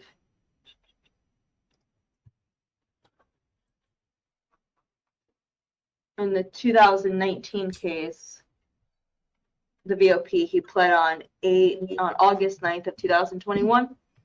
And in that particular case, he was sentenced to 36 months probation to be concurrent with the one that he was already serving. Okay. So this is a violation of both. Thank you. Right at the end. Right at the tail end of that, it appeared. My suggestion is that if you can sit for a couple of days and wait for the warrants to come through, because even though he might find you on site violating, there will be warrants that follow. Those warrants can carry a new bond amount, so even if you bond out on your on-site, the warrant can come and bring you back to jail. Right?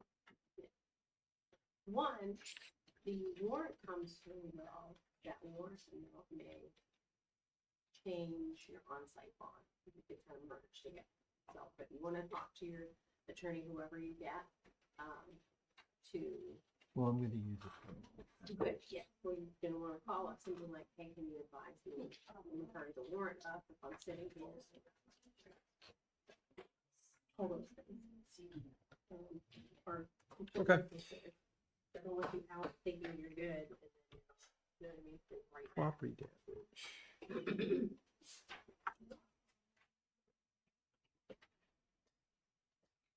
Okay, so PC found on the DUI case.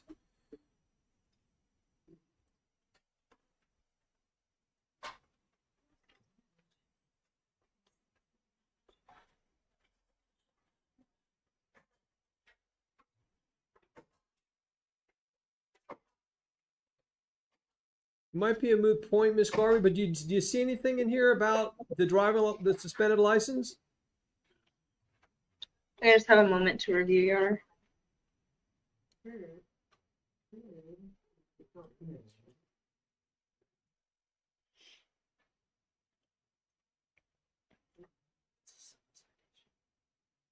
Huh? Oh, is it? Without knowledge. Okay. Thank you. So that's not even a criminal charge. Okay, $1,000 on the DUI, property damage, 1,000 on the drive under the influence standard. Given the nature of the DUI and the history, it's going to be no bond on the warrant or on the on-site until you get in front of the judge, because I anticipate that's what will be on the warrant. PD appointed, PC found. Next court date, sir, on the misdemeanor is March 12th, and on the VOP it is what? VOP arraignment, April 22nd. Good luck, sir. Thank you. I'll be asking for no consumption, possession, and no driving without a valid DL on the DUI case. Yes, what Ms. Garvey said. No driving without a valid driver's license, no possession or consumption of alcohol or illegal drugs. Good luck, sir. Thank you. Very likely No bond on the VOP. suspended based on that plus the high levels. Brian Edwards, number 20 in the docket. So no bond. No bond on this VOP. Call us. Call us and don't stop calling us until you get what you need to get. Mr. Edwards, I'm going to appoint the public defender to represent you. Let me look at your police report now. I'm just joking. I'm just checking myself.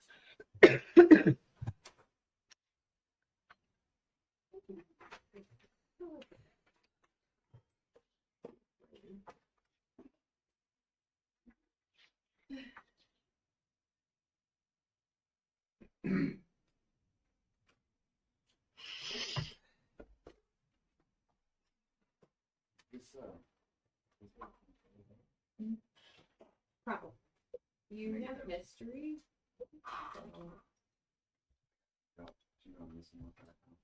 Okay. Did you need that? It might be. I have to go earn it. Yeah, $500. You scrape it off your file or something. I got a vehicle. It might be One of them got a load up truck. It's in perfect shape. There's honestly can do a lot of different things, so you might want a bunch of different ones. You can set some kind of bond today because you have history, but it's only 10%. Telling you whether yeah, just call around and see what people will do. All right. Yeah, the smaller bondsmen can be more flexible than the bigger bondsmen. Sometimes. I think I used the one at the end of Palm Bay Road. Okay. The first time, I mean. Okay. Those are the people you know, and then if that was a good relationship, and then branch out from there. I can't recommend a person. Yeah. Gotcha. Not that I know who.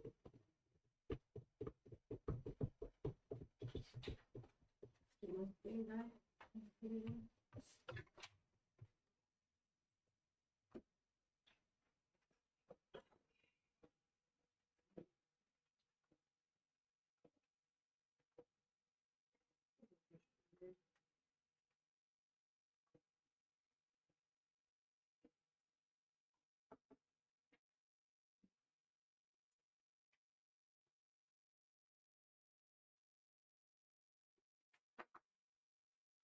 It's going to be an unattractive and maybe a slightly offensive argument, but I'm going to say, Now, hold on one sec. Let me read it first. sure, okay. I'm-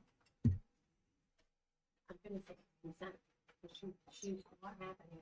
She put herself in the, don't use same word. Plain piece of paper. Consent is a complete offense to that. Be cool.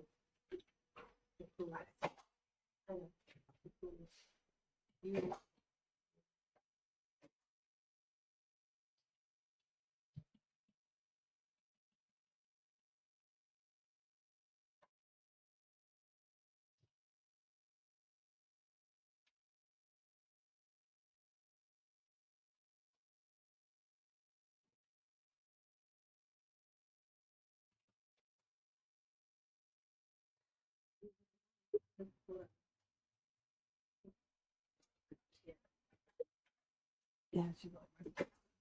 Okay, I'm ready to be offended. Go ahead.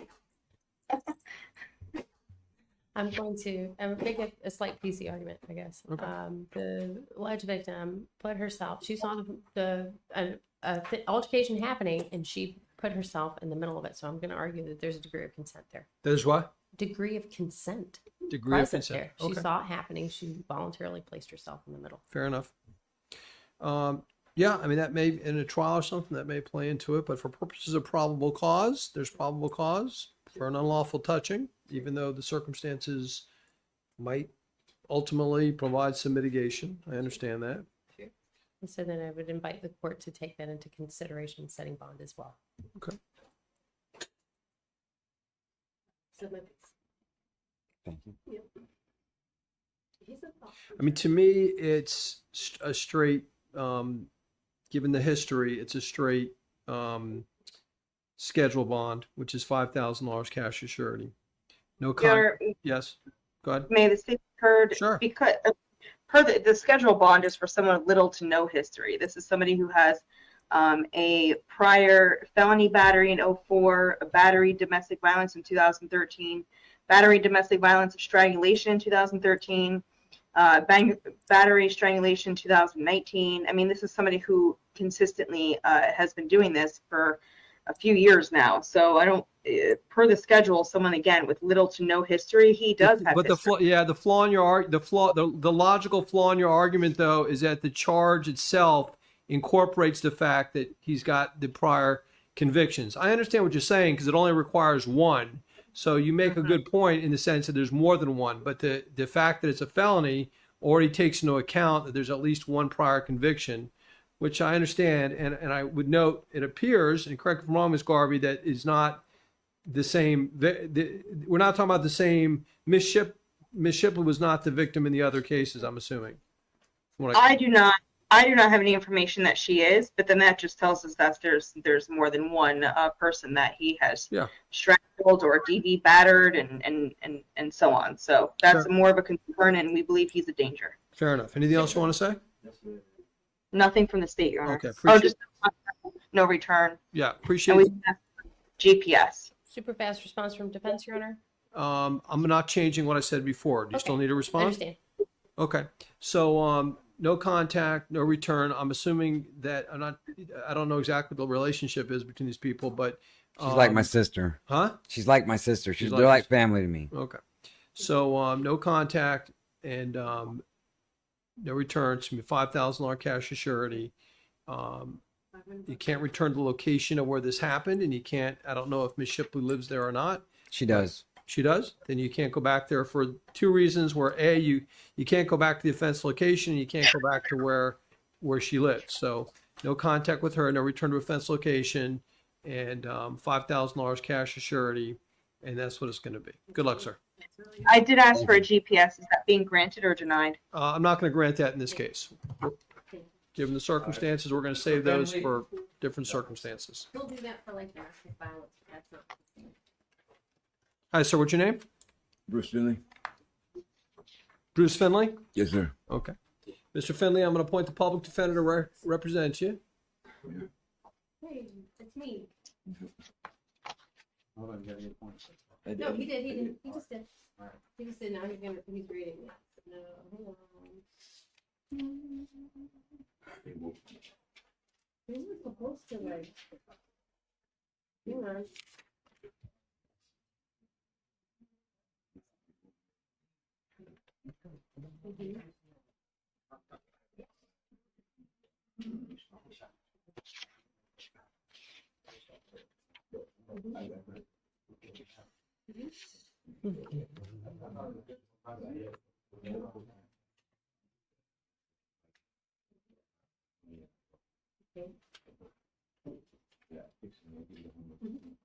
That's cool.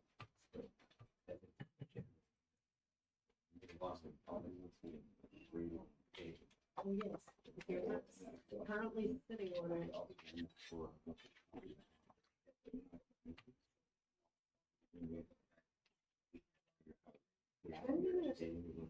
Do you have a cell phone? Can you get one? Yeah. Like, hurry up and do that. You have somebody's cell phone number that you can use to get out?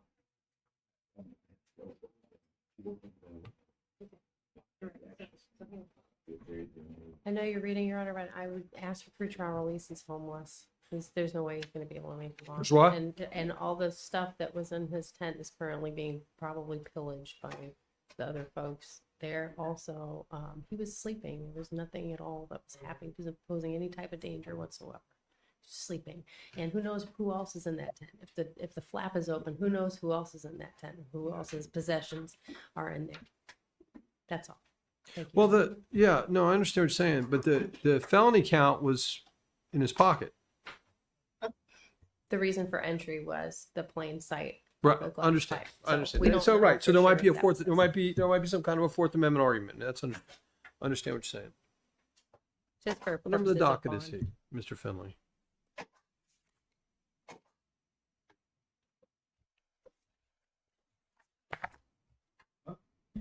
I got it. I found it. All right. Just hang on for a second, and I'll tell you whatever he makes. Thank you. Thank you. Mr. Finley, it's going to be the bond amount set on the docket: $2,500 in the methamphetamine, $500 in the paraphernalia. Total bond $3,000. Good luck, sir. No possession and no consumption, Your Honor. No possession, consumption, alcohol, illegal drugs. Sure. So when, Can't resolve today, but you want to resolve as soon as possible, so I will put that down. Bond motion is Mono. 24, Andrew Germano. I saw you, Mr. Germano. Yes, Andrew Germano. Okay. I did put down that you want a bond motion. I know. Mr. Germano, I'm going to appoint the public defender to represent you. Now I'm going to look at your police report. Thank you. Okay.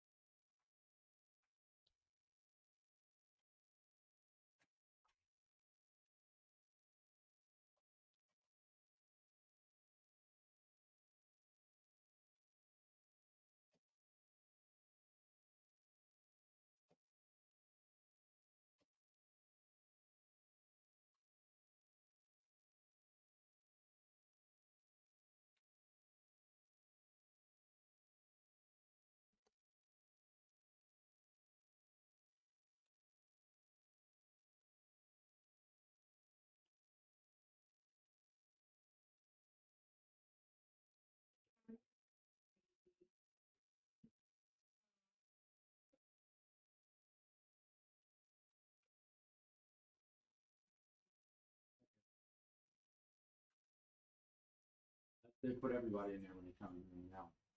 Okay, Mr. Germano, do you have someplace else to live other than with Cam? Yes, yes, Okay. I do. Does she live with you? She's been on and off. She said she was moving out at the end of February, but obviously she's still there. So Okay. yeah, So, I do have another place I can go if I have to. I can't hear you. Yes, I do have another place I can go. It's my house. It's in my name. I pay all the bills and do all the maintenance. Right. I've lived there So- for 11 years. Yep. So you understand though, but she lives with you now. So if in fact she's still living there, at least temporarily, it's not forever. You'd have to find someplace else to go. You just said you could find someplace else to go. Yes, sir. Okay.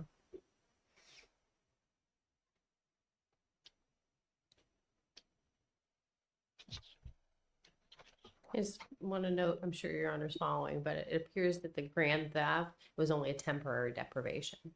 It's likely that she got it back.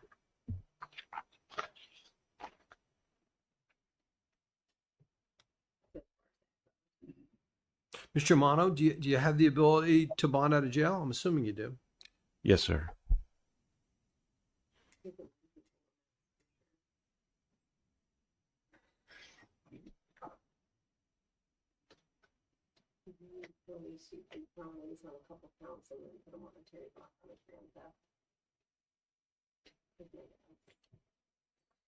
And I just another thing to note while we're considering, Mr. Germano has never been arrested before, and I kind of read the 923 as the resisting, his pulling away, just kind of trying to square with the law enforcement officer and say, why am I being arrested? Just sort of like a questioning, not trying to necessarily pull away, but just trying to understand what is happening and a bit of a shock reaction. So less of a defiance and more of a confusion.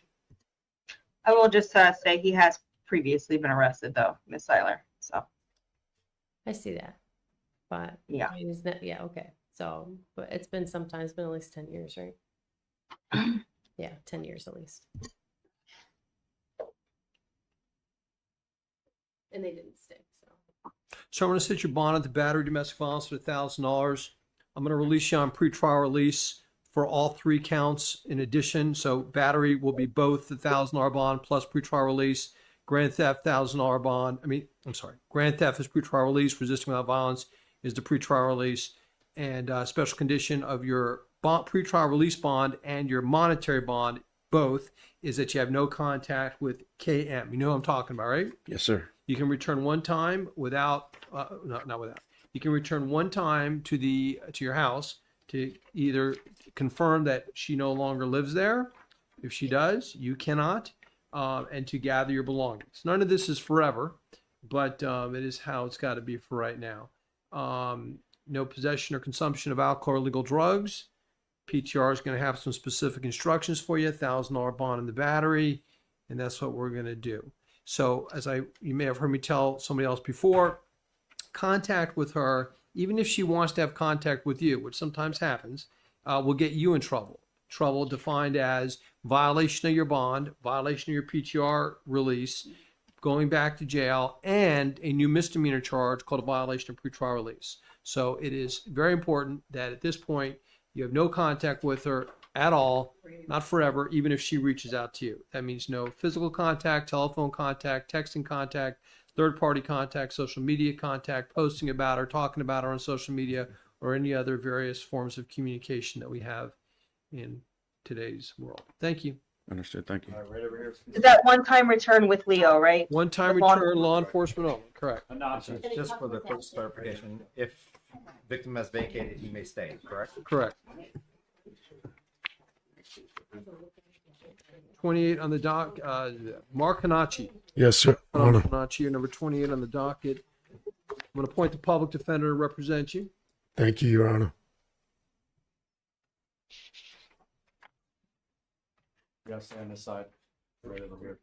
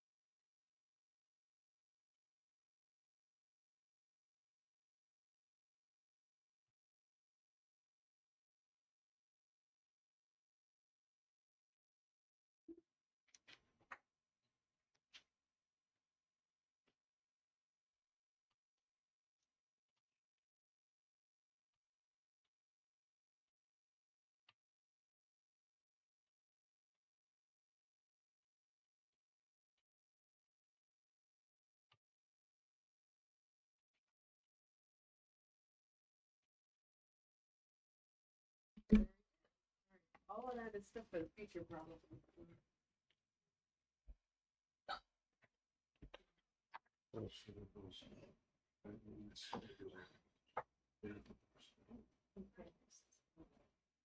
It's a lot, too much to unpack for us here today. Okay. Okay, here.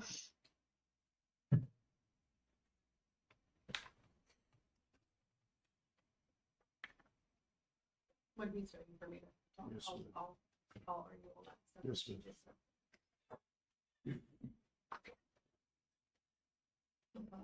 that's cool. That's story. It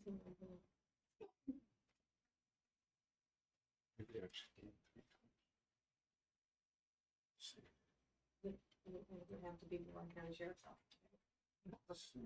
Okay. It's just a different shit. Mhm.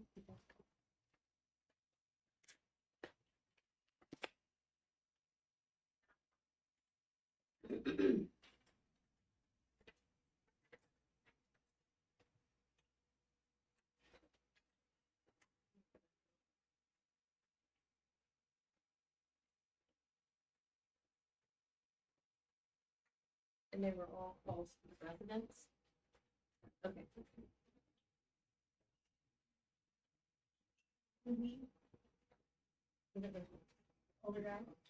Kelly? Yeah. Oh, okay.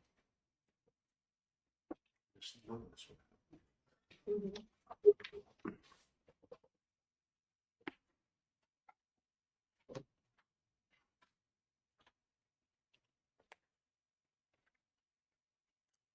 I'm making a note that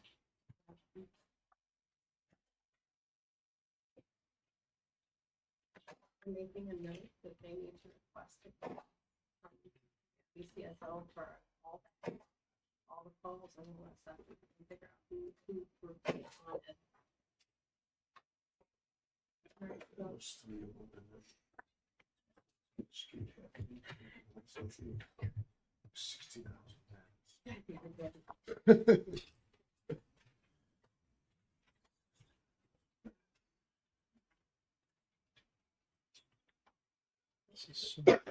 This is so annoying. How long it's taking this? I'm sorry. Don't you? I know. I feel your pain.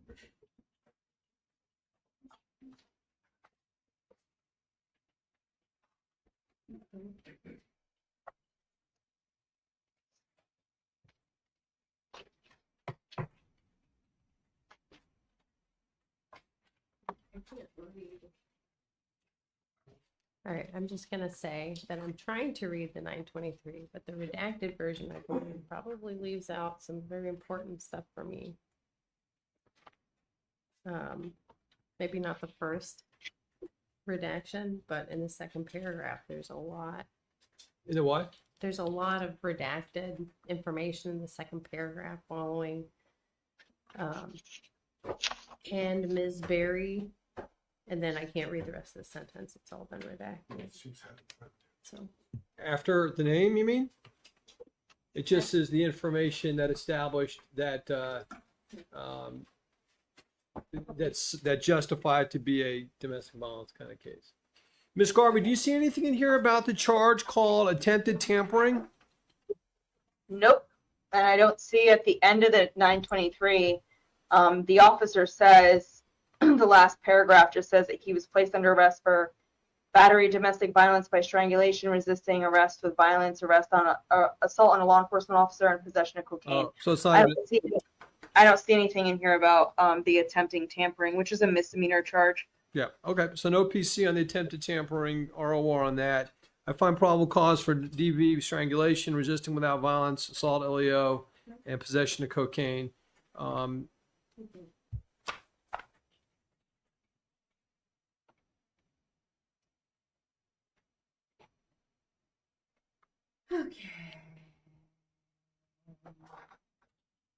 So if I can just sort of shed a little background or context. It appears, this is just argument for me, certainly no words from Mr. Hanachi, it appears that on this day, the alleged victim was having maybe a Baker or a Marchman Act episode. Some deputies had responded earlier. I object, Your Honor, to this because Ms. Seiler's saying it's nothing from the defendant. However, she wasn't there for this, so I don't see anything in here indicating that there's any kind of Marchman or anything going on with the victim. So, it's nothing to do with PC, obviously. So I would just object to whatever it is that they're trying to defend the case. It's not a trial. This is initial appearance. Okay. So just relevance of what you're about to tell me, it goes to bond or PC or what? Goes to bond. Okay. I just wanted to sort of mention that it may have been an all-day episode, which ultimately culminated in some frustration. So, I think if they're separated or they're apart, I think that would solve a lot of people's problems. And I know Mr. Hanachi is probably amenable to a GPS monitor and all those other attending conditions. He is 57 years old. He hasn't been in trouble. He's got a resisting without in 23, but before that, the last thing was like, 2006 contempt and, stuff in the 90s. Yeah, some thefts in there, DUIs. No FTAs. And he's an over-the-road trucker, too, so he can be away from the residents easily. And, Your Honor, just for the record here, the victim is the same victim as in all of the prior arrests, it says. So all those prior arrests, they obviously, I'm assuming that the victim was not cooperative, but the felony battery strangulation in 22 that was dropped, same victim. Violation of conditional release of DV in 22, dropped, same victim. Aggravated assault after court order injunction in 2022, dropped, same victim. PTR condition violation DV twice in 2022 and once in 2023, same victim. And then that last one has nothing to do with the victim. Okay, and so I will say that says more about the victim or the alleged victim than it does about the defendant, because none of them were carried through. None of them were prosecuted. They were all dropped. So maybe, just maybe, this alleged victim knows the words to say to get him out of the house, and ultimately none of them hold water.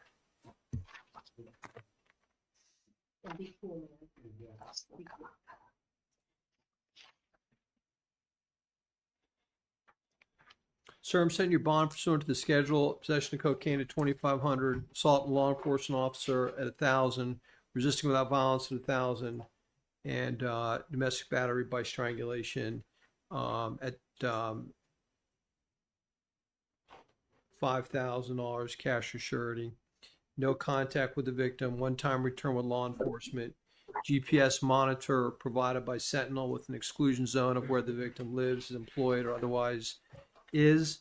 No release from Brevard County Jail until he's fitted with said monitor, and no contact, one-time return, no possession or consumption of alcohol, legal drugs, and that's what we're going to do in this case. As you probably are aware from your prior PTR conditional violation arrests, if you have contact with DB, it's not only a violation of your bond, which will lead to your arrest, probably no bond, but also additional misdemeanor charge.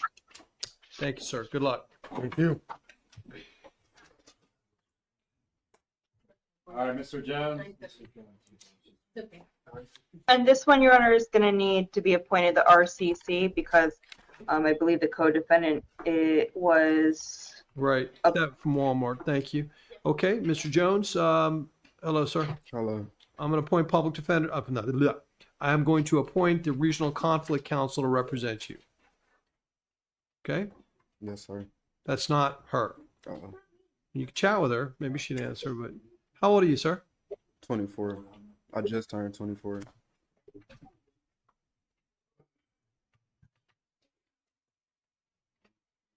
As a friend of the court, I would request PTR. Mr. Jones, do you have a stable place to live? Yes. Okay. You live with your parents or somebody? No.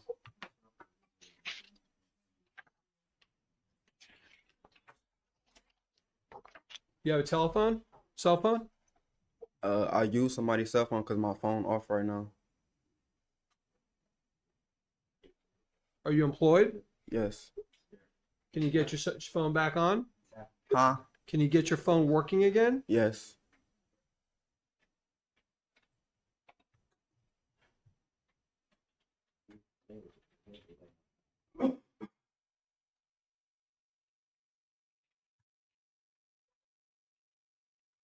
Mr. Jones, I'm going to release you on what's called pretrial release.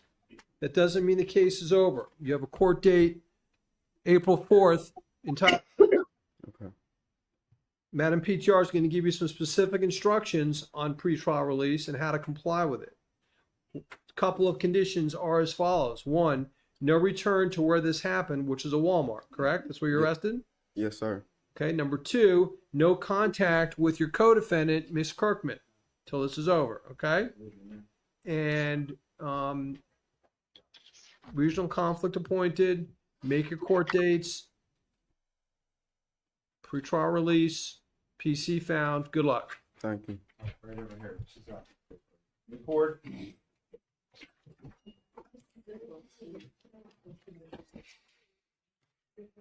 Hi, sir. You Mr. McCord? Yes, Your Honor. 37 on the docket. Let's take a look.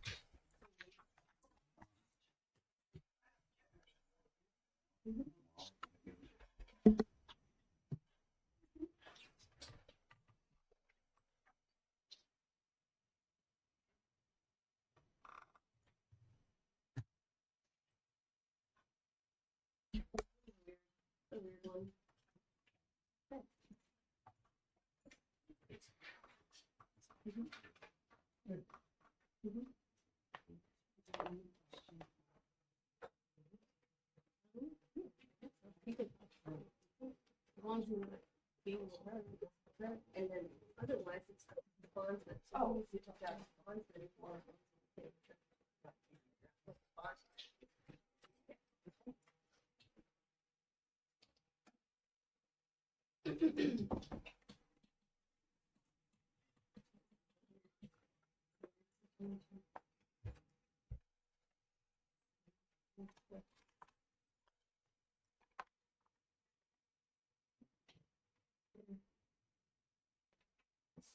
I'm gonna go out on a limb and ask for PTO. This is a weird case. He hasn't been in trouble since '08. No FTAs.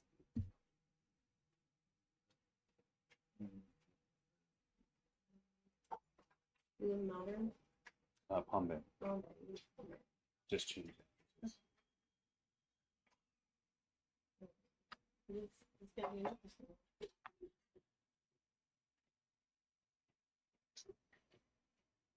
We have the money to bond it. We all get it. No strings. The way I see this, given the facts as they relate in the police report, more serious than your typical trespass because somebody was directly impacted that should not have been. So I find PC, I'm setting your bond at $1,000 cash or surety, no return to the offense location, abide by all trespass warnings, PD appointed. Good luck, sir. Thank you. Thank you. All right. So Franny. I know. Did you say no possession of alcohol or illegal drugs? Thank you. I didn't say that, but I will. Mr. McCord, no possession of alcohol or illegal drugs is a condition of bond. Hi, sir. What's your name? What's your name? Serafini? Devin Serafini. Serafini, 45 in the docket.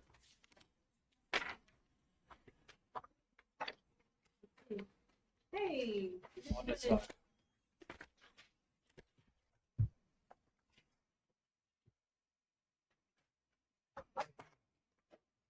Mr. Serafini, I'm going to appoint the public defender to represent you.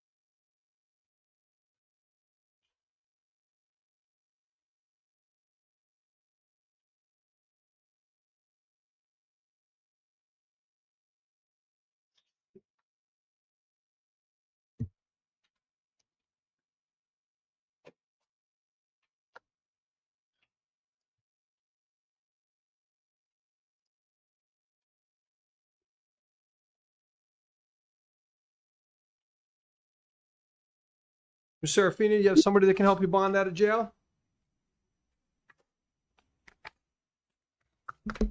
I do.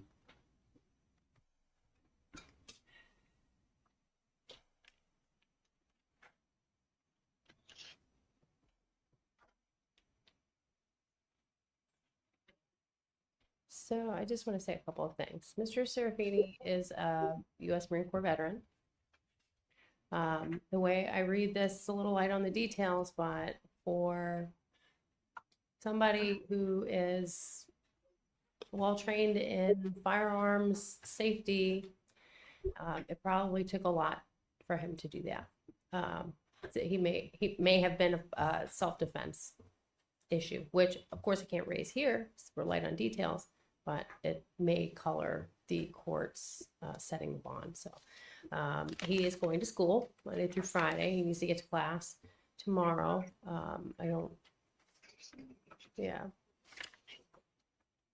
I don't know what else to say really, other than, what I've already said. He's 32 years old and he has no convictions.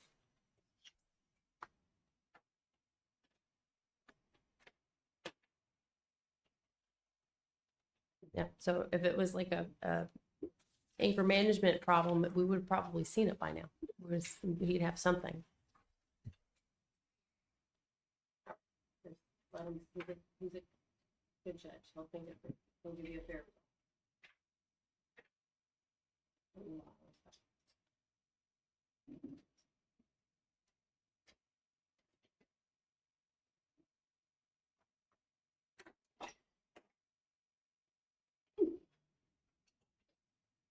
So we set your bond at the scheduled bond amount of $5,000 cash or surety. Special condition, you probably don't even know these people, but no contact with them. And I only know what vehicle they were in. yeah, I'm not asking you. I'm just telling you. It's okay. So Yeah, I couldn't hear. It was most of it that was cut out. yeah, he just said he just knows a vehicle, I think is what he said. No, I mean, I didn't hear what you were announcing at all. I just said no. I said he probably doesn't know who these folks are based on the facts of the case. It's a road rage case, presumably between strangers. That's the allegation anyway. So I said he probably doesn't know who them, but it's no contact with the victim. What was the bond amount announced though? $5,000. We're asking for no firearms, weapons, or ammunition, Your Honor. I object. It's cut out again. Sorry. Sir, do you have somebody that can hold your guns while you're obviously this one's in police custody, presumably. Do you have somebody that can hold your guns for the time being? Yes, sir. Okay, so it's not forever, and hopefully this case will resolve in a way that won't impact that permanently, assuming that you're okay to have a gun. So for right now, I think that it only makes sense. It's an aggravated assault with a firearm. There could be some mitigators, and hopefully those will all come out. But for right now, it's going to be no possession of firearms or ammunition. And I think the way to accomplish that would be to find somebody that you can hold your guns temporarily, hopefully temporarily for you. That's what we're going to do. So PD, PC, $5,000 bond, no possession of weapons, firearms, or ammunition. And thank you. Good luck. Thank you, sir. Thomas. Okay, so it's $500 for bond. Okay. Yep. Hi, what's your name, please? Dwayne Thomas. What happened to Jermaine Shields? He's shorty bonded, Your Honor. Thank Shorty you. bonded. Dwayne Rodney Thomas, 47 on the docket.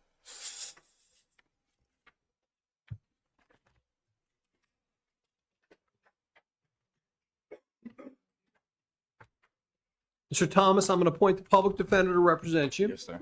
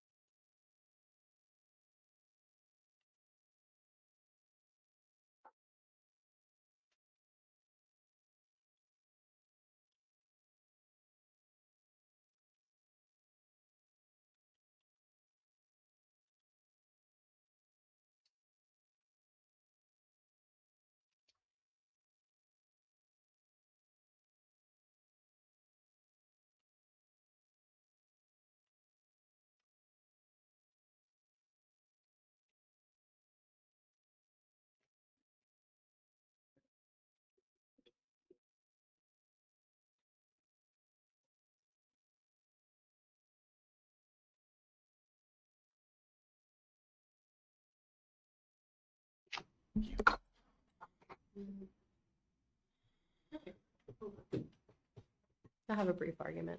Okay.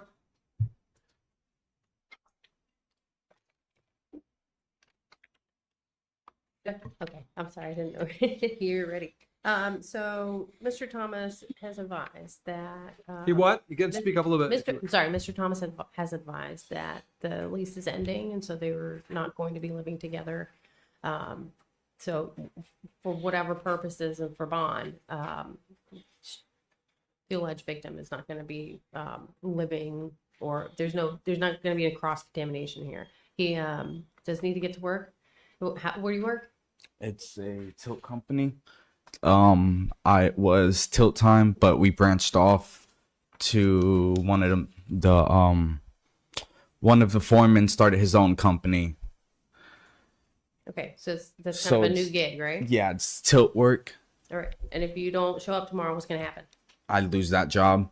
Okay, and then you can't support this child, My right? baby that's due in 2 months. Okay. And then also getting my own place. Okay. All right. And and then there's some kind of different facts, some conflicting facts in the 923. We get a video, but no battery on the video. And then the other half is her testimony or her statement is that a battery occurred, but that it was not a strike, it was a hold or a grab. No. Which is still a battery. Understood. It is a less serious battery than a punch to the face or push down on the ground, being that this person is allegedly pregnant. So arm grab, face grab versus anything else. And Your Honor, I mean, obviously there's a video, but interestingly enough, the video just faces him. It doesn't really show where his other hand is going or what he's doing in that video. But they could hear the victim in the background saying not to put his hands on her. Obviously, I see he's concerned about his child, but the mother of his child, she's carrying this child while he's doing this to her. And any undue stress and harm to her not only puts her in danger, but puts that child in danger.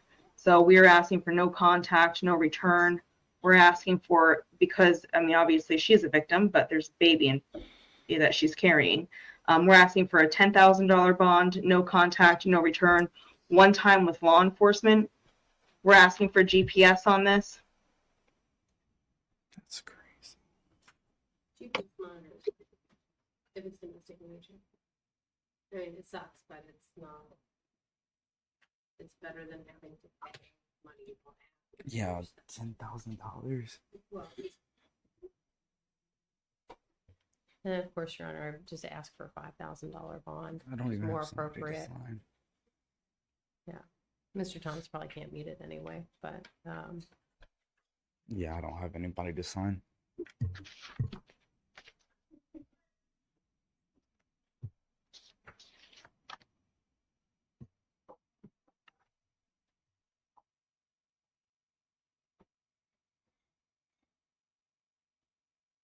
aggravator because then she's pregnant, but it's still an aggravator. It still raises it to a felony.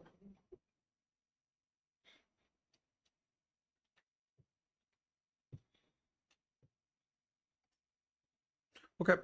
So I'm saying your bond is $6,000 cash or surety, special condition, no contact with the victim, one-time return, law enforcement officer with a law enforcement officer only, and GPS monitor provided by Sentinel, exclusion zone around where the victim resides, is employed. She's employed to go to school or any other exclusion zones requested. No release prior to the GPS monitor, and that's what it's going to be. Good luck, sir. Thank you. It's an F2, but I think the mitigators support the bond as stated. But I say 6 or 9. I'm done. Okay. Hi, sir. What's your name? Michael Collette. Are we skipping Bailey? Mr. PTR. He had PTR. Sorry. You're Mr. Mr. Collette. Mr. Bailey got PTR'd? That's what they Bailey call got me. PTR'd, as did Hamby. This is Michael Collette.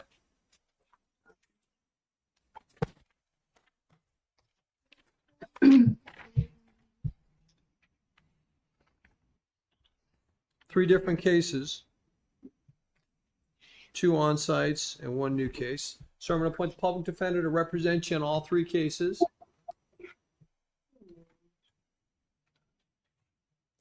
So I got, what was the charges, Your Honor?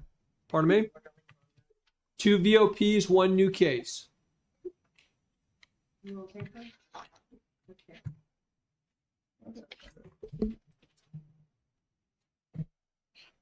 I'm gonna just make a First Amendment argument, Your Honor.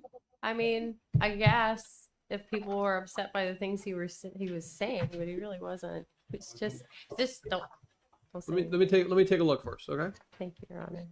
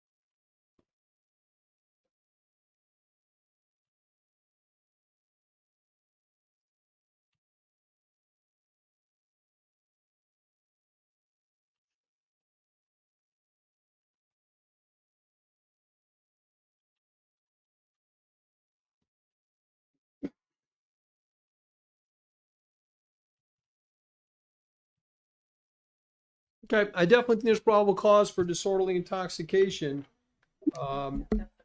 even taking into account his First Amendment right to free speech. So I'm going to find probable cause for that. Says bond at $500, cash or surety. You're gonna have a problem. You're gonna have a problem on the heat phase. Just hang on. Let's let him set a bond. If he's gonna set a bond, but you may have a warrant coming in those cases. Anytime you violate the probation, they can on-site you and then they can fall to the warrant. The warrant can have a fresh bond. So even if he sets a bond and you bond out, the warrant can come and be right back here. We suggest on the on-site, hang tight for a day or 2, call your public defender and say, make them. Sure, I don't know. I don't know if he's not gonna give, you'd have to self-pay for it each month. So he's not gonna have to pay for that's the nature. So, yeah, he's not gonna give you 2 times. Nobody technically on a violation of probation rates a bond at all. Ms. Garvey, are you in front of Judge Henderson? I forget. Miss Sala told me earlier. I am before Judge Bookhart, Your Honor. Bookhart, okay. Okay, so the only question now is what to do on the VOPs. VOPs, they should be remaining at no bond. I mean, he's been arrested for a new law offense. I will say that he is on supervision. He's on supervision for drug offenses. And I have to look a little bit more, but my guess would be if he's on supervision for drug offenses, yeah, he's on drug offender probation. He's not supposed to be consuming any alcohol or illegal drugs. And I can't hear Miss Seiler, so if she's muted, I'm sorry, the mic was off. I'll be asking for her to repeat whatever it is that she's saying. I think she was talking to her client. Yes, I was talking to my client. Okay. We're asking for it it's a new law violation. He's obviously not just violating with a new law, but he's consuming. He should not be doing that. I think he was recently. Thank you. I'm setting the bond at no bonds in the VOP, Ms. Seiler and Mr. Collette.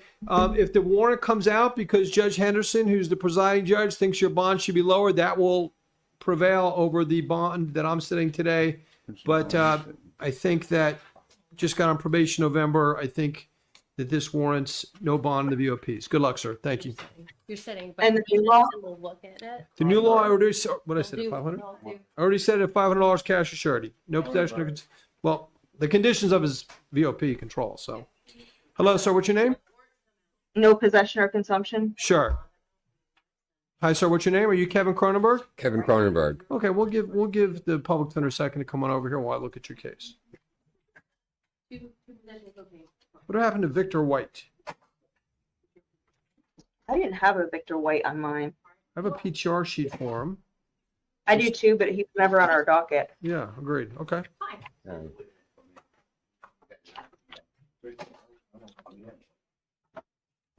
Okay, so you're Mr. Cronenberg, you're number 34 on the docket. Taking a look at that now.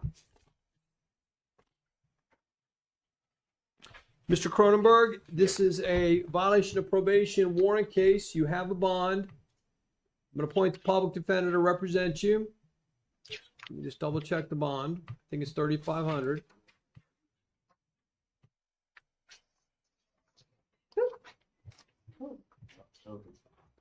Here's the warrant. Judge Silverman, $3,500. That's what it's going to be, sir. Report to probation within 48 hours of your release. Next court date, April 2nd. Judge Silverman, VOP arraignment. Good luck. Thank you. Walling, last but not least, correct? Correct. Walling, 49 in the docket. Hello, Mr. Walling, number 49 in the docket.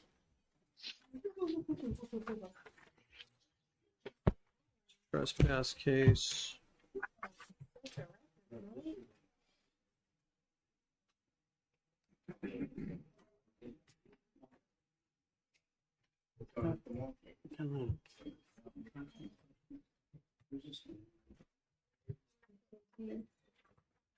It's just a straight. Okay.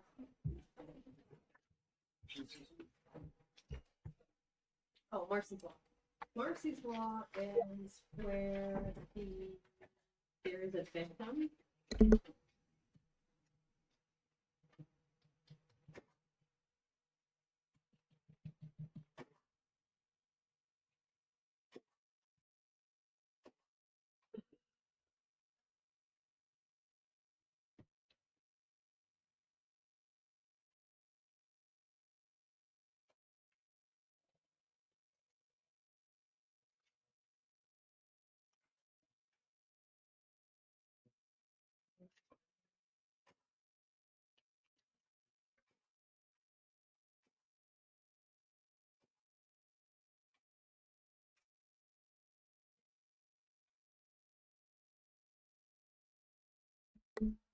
Behind the.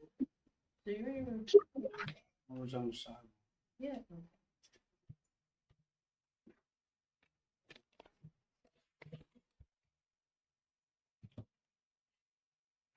Hang on, I'm gonna. Does the state have an offer to resolve? No, I do not. Okay, thank you.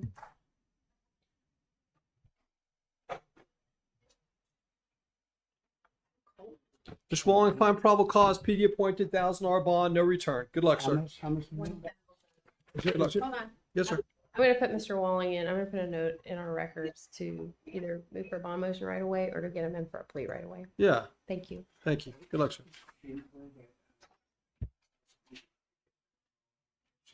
Bond was increased, Mr. Walling, based on the fact that you're got a horrendous recent record. So that's why I increased it. You're a career. They label you as a career offender. I guess that means misdemeanor career offender. So I think that's warranted. Thank you, sir. Good luck. That concludes the docket for this morning. Yes, sir. Ready to sign? No, you don't have to. Because Oh, we got to stand. Digital, we are done for the day. What's that mean, though? Does that mean that as we've been going, you've been stamping? Correct.